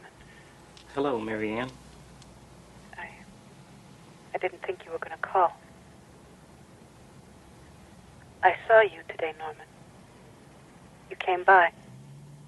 You were standing in front of me talking to that woman. That's impossible. I can't deal with this. This can't be happening.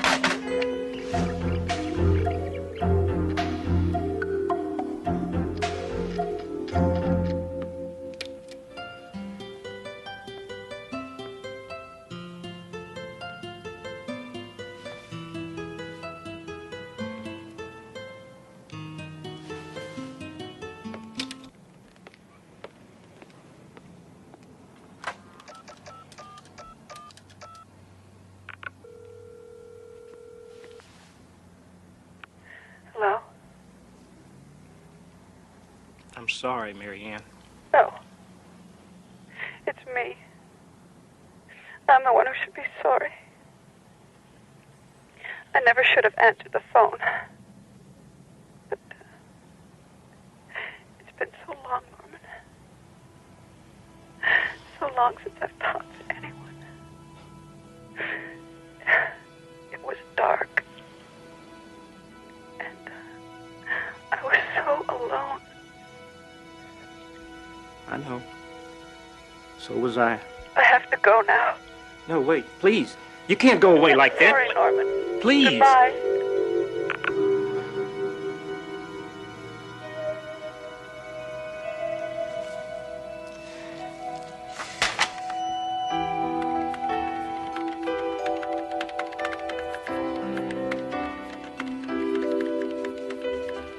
I'm going to lunch now. Be back in an hour.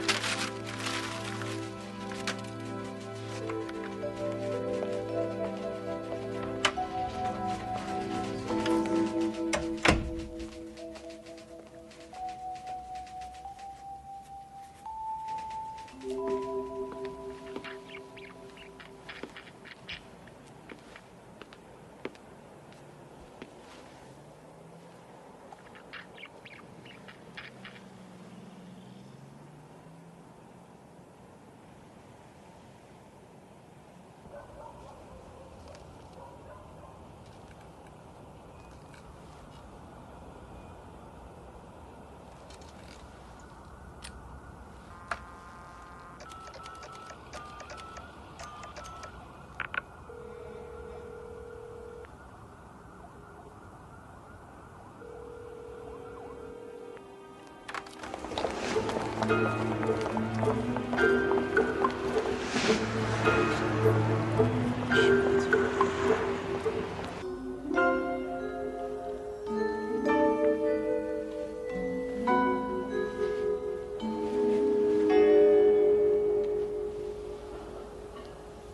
were the only one that ever made me feel I was wanted.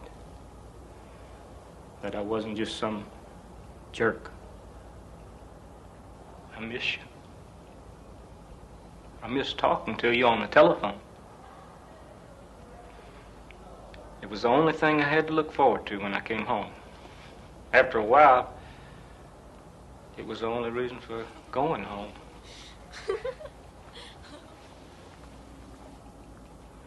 Don't you understand?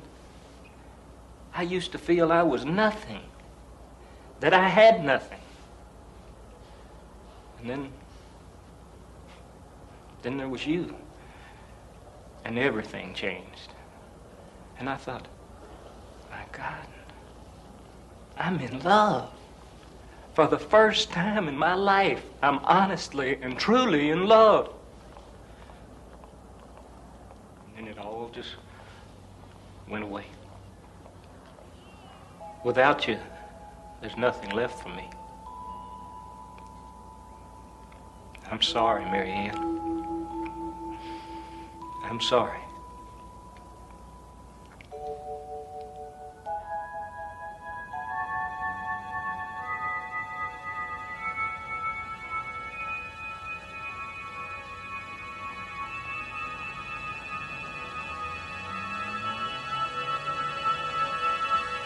Excuse me.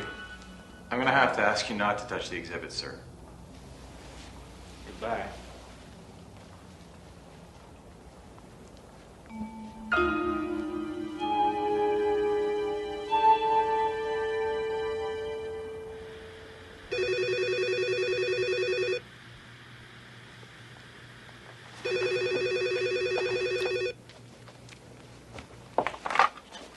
Hello? Norman? Mary Ann. It was so hard to call you. It's dark here. So dark. I heard what you said about there being nothing left for you. It scares me. It's what I said when I was so lonely and hurt. And I couldn't make the pain go away. It just stayed with me so long and so hard. And I couldn't take it anymore. I love you, Mary Ann. No, please. I do, and I'm sorry. I didn't think it would happen. I didn't expect it, ever. And I can't help it. I love you.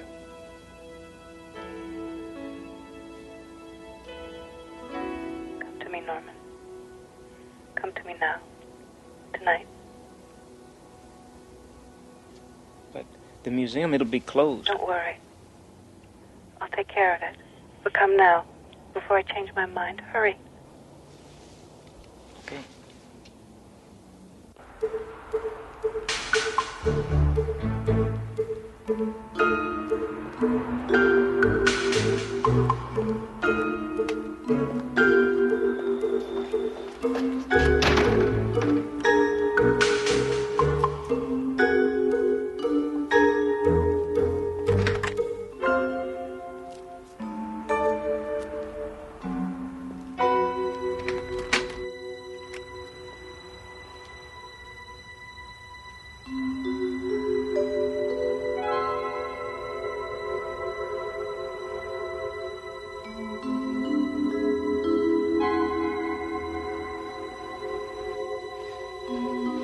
Mary Ann? It's been so long since anyone's told me they loved me.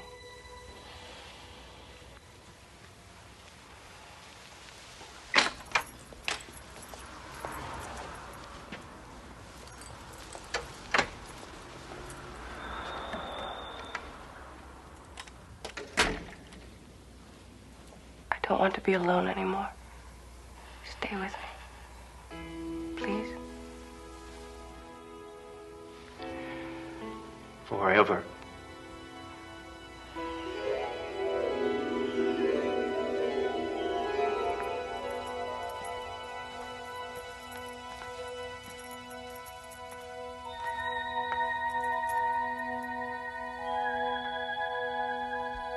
On display, a very special exhibit, cast in bronze and loneliness. A tender symmetry of line and form, suggestive of love finally found in the Twilight Zone.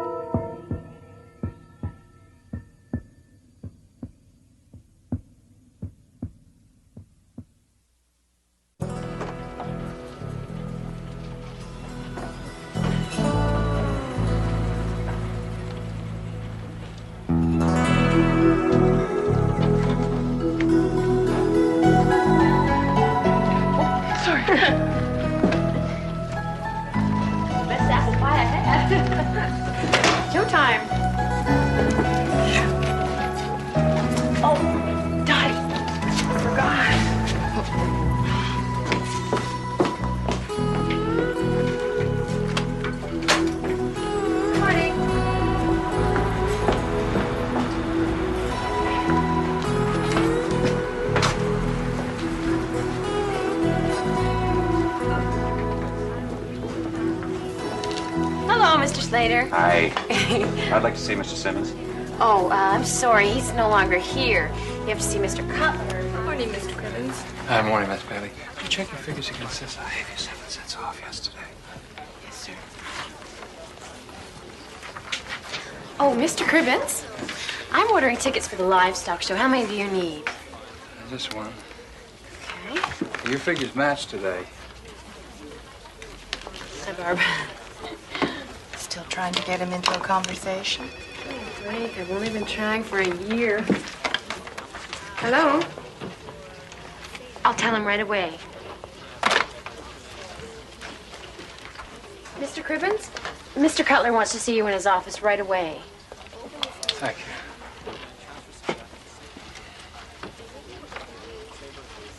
you. Uh-oh.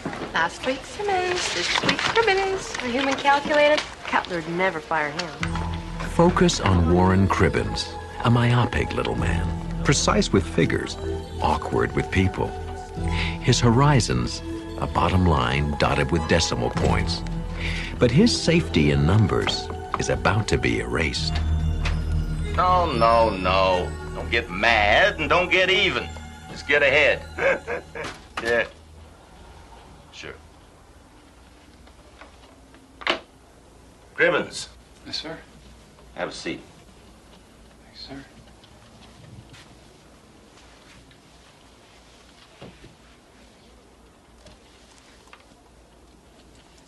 I'll get right to the point. You like your job? Yes, sir, very much, and I hope my work has been to your satisfaction, sir. Right down to the last decimal point. Oh, thank you, sir. Wish I could say that about everyone. Cribbins, Warren, how'd you like a promotion? Well, I've decided that you should replace Simmons as the new loans officer here at the Farmers Bank. actually, I think I'm better suited. Exactly. You respect the numbers. honestly, No. Don't thank me. Sandy will help you get set up. She's your new secretary. And we can discuss your salary later. Here, take this file and look it over. You'll find it's fairly typical. Yes, sir? Congratulations. Oh. Thank you, sir.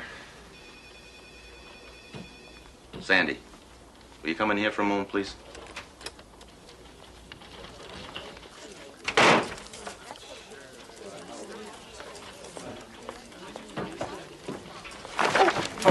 I'm sorry. I wasn't looking where I was going.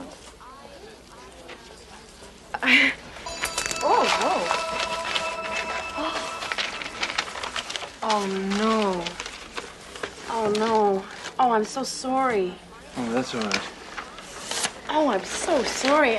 I can get them fixed for you. No. That's all right. I only need them for close work. I'll get by. Oh, Mr. Crivens. Yes? That's my book. The blue book. Oh. Yeah, yes, it is. Thank you.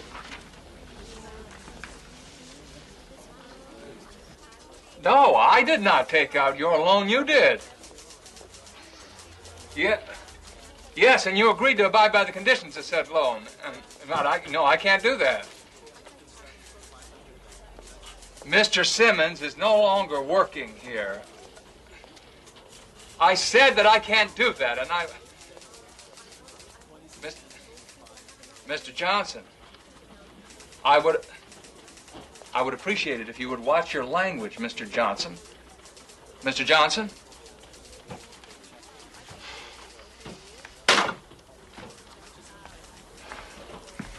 Did you want anything in this hot water? Oh, no, I have my own tea bags.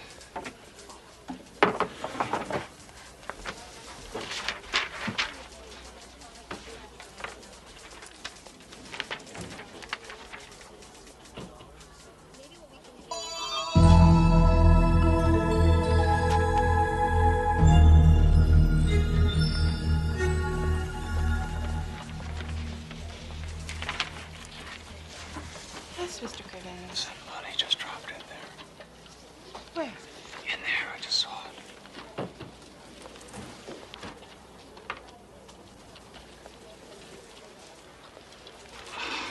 I'm sorry. Oh, it's okay. I could have sworn that. Really, I am. I'm sorry. Okay.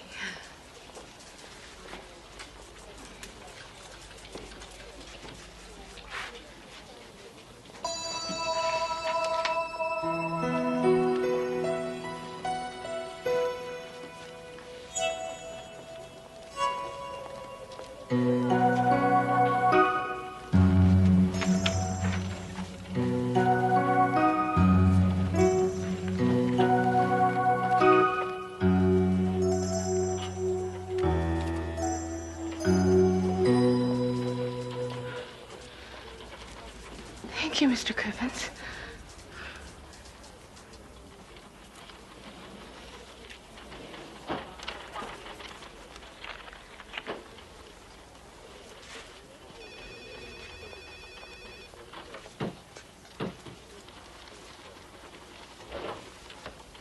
Mr. Crivens, Mr. Cutler wants to see you as soon as you've read all of these. Thank you. Okay, now those green pins represent the property that the bank already owns, the color of money. And the white ones are what the major farm combines own, pure and untouchable. And the red ones, well, they're what we have paper on, mortgages, Warren. Some firsts, mostly seconds. The people mostly operating in the red. And those are my new concerns? Exactly. We have to call in all outstanding loans as they come due. I see, but what if they can't pay? Then we foreclose.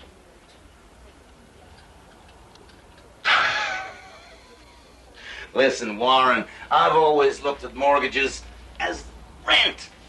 If you have a tenant who can't pay his rent, then you find one who can. I mean, the business of America is business, right? Calvin Coolidge. Exactly. That's what makes us great.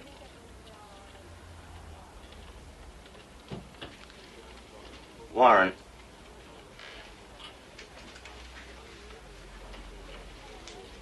have any idea why we're stepping up our activity on this? No, sir.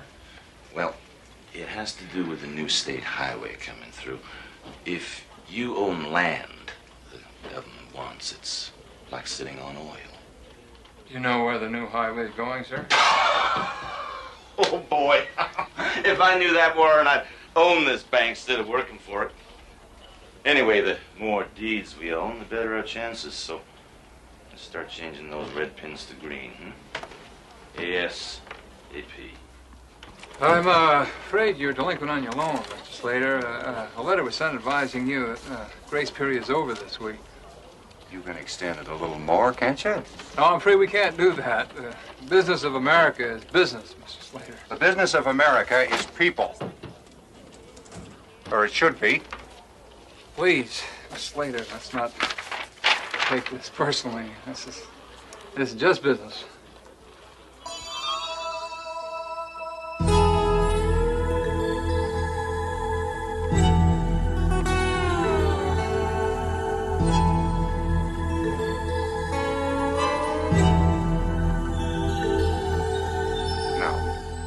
This isn't just business. This is my life. Just remember what that farm means. To me, my family, this whole community. I promise to look at the figures again, Mr. Slater. See what we can do. Name's Vern. Thank you.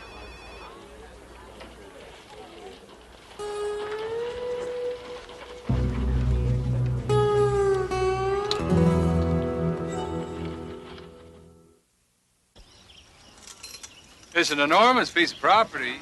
Without us farmers, just dirt and dust.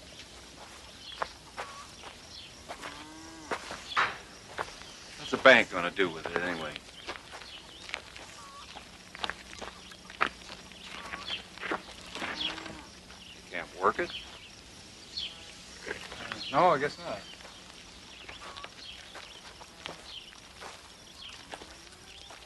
Adam, where's your mom? Mom! Emily!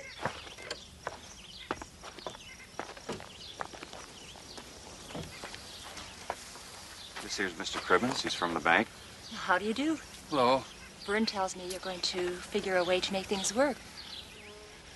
Well, since I'm not empowered to extend your loan and your equipment appears to be a little outdated,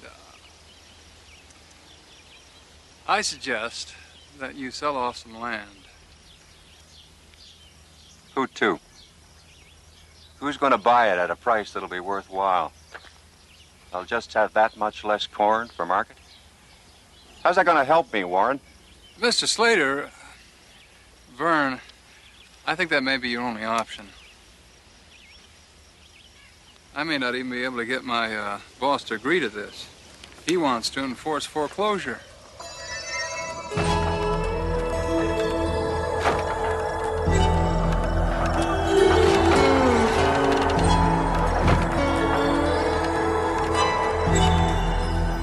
I think enforce is the key word here.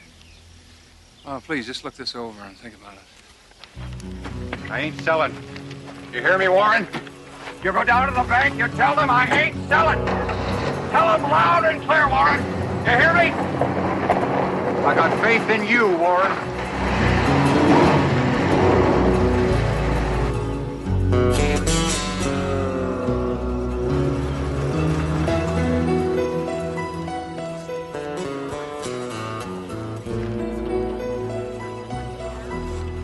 Morning. Good morning. Oh, Sandy? Can I see you for a minute? Sure. A minute, sit down. Okay.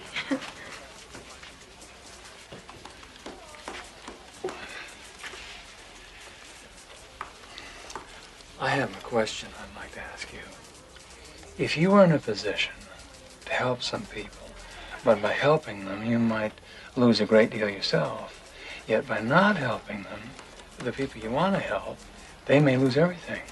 Would you do it? Well, I mean, even if it meant risking your life savings. well, I don't really gamble. I can't afford to. But, well, I like doing things for other people.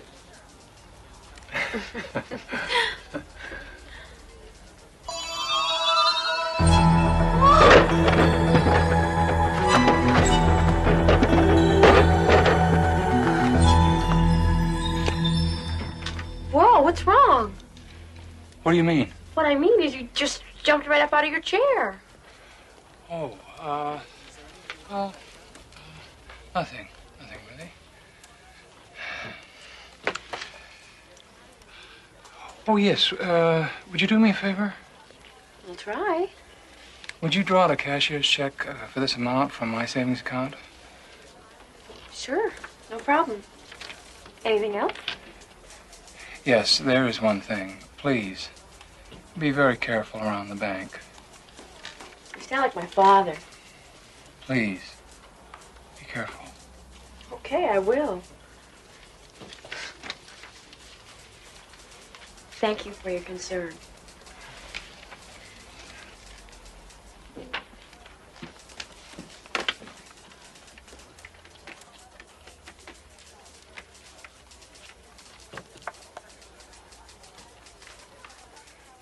Hello, Mr. Slater. Vern. Yeah, this is Warren. I think I may have found a solution.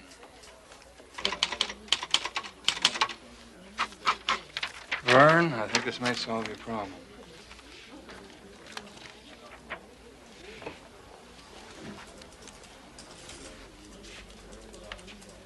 This is a loan.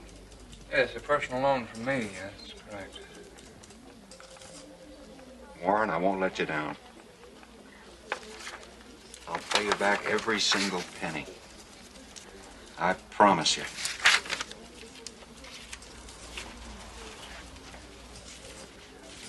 Just deposit it by 3, Warren. This is due day, you know. Don't worry, Vern. They let me cut in line here.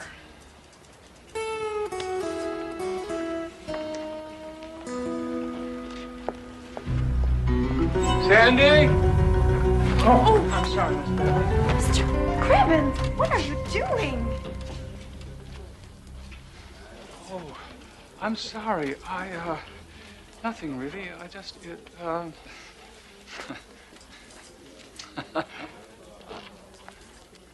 I thought you were going to fall.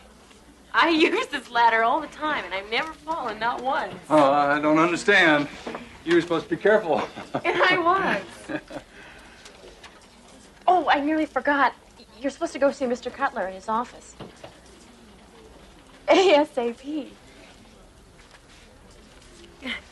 So, with foreclosures, like I said, it all depends on the worth of his assets. Here, I have some figures available on that. So, don't dicker with him too much there.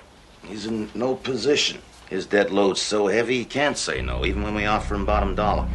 Now, sure, it's a tough deal for the guy, but, well, that's business. Right, Warren? No, I had no idea we'd strike it this rich by grabbing the Slater farm. Yeah, well, just wait and see what else I got in mind. You betcha. I love highways. Warren, did you understand what I just said? Yes, sir. Offer Vern Slater bottom money because he's so far in debt he has no choice but to take it. Exactly. Remember, the note's due today, plus penalties, plus back taxes. But you can waive it all if he takes our offer. So, get on it.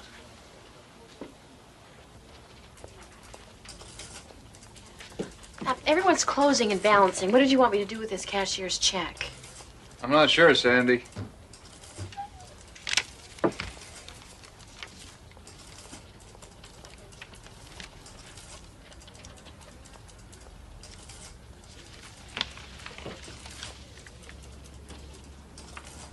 Deposited in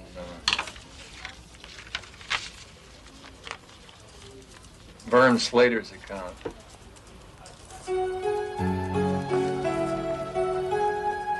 After what I told you, after everything I said. I don't understand. You understand perfectly well. Don't play that game I'm with me, not sure Cribbins. what you're talking about, Mr. Cutler. We should have owned that property. If not for you, we would have. You are directly responsible for costing me a fortune. How is that, sir? How's that? Please stop screaming at me, Miss Cutler. That new state highway is gonna cut straight through Slater's farm. Oh, really? You personally loaned him that money! You betrayed me, Cribbins. Well, I don't see it quite that way, sir. How do you see it? Aren't we the Farmers Bank? I just helped out a farmer in need. Clear out your desk, Cribbins. You're fired. You sure you want to do that, sir? It's worth the severance pay just to get rid of you.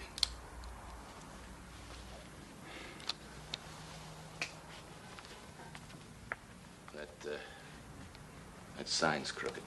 Fix it.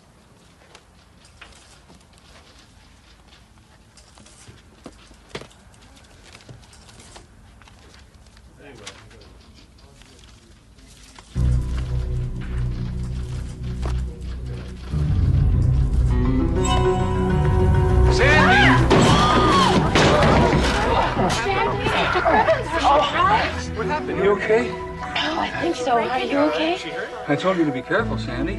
You were right, Mr. Cribbins. Warren. Warren. Oh. Oh, take your hand off. Thank you.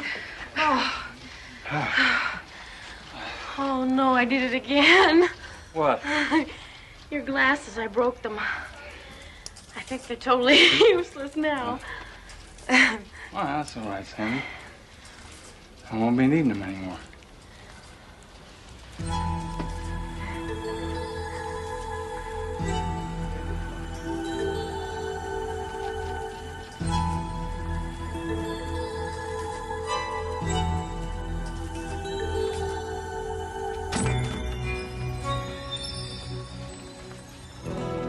Come on, Miss Bailey.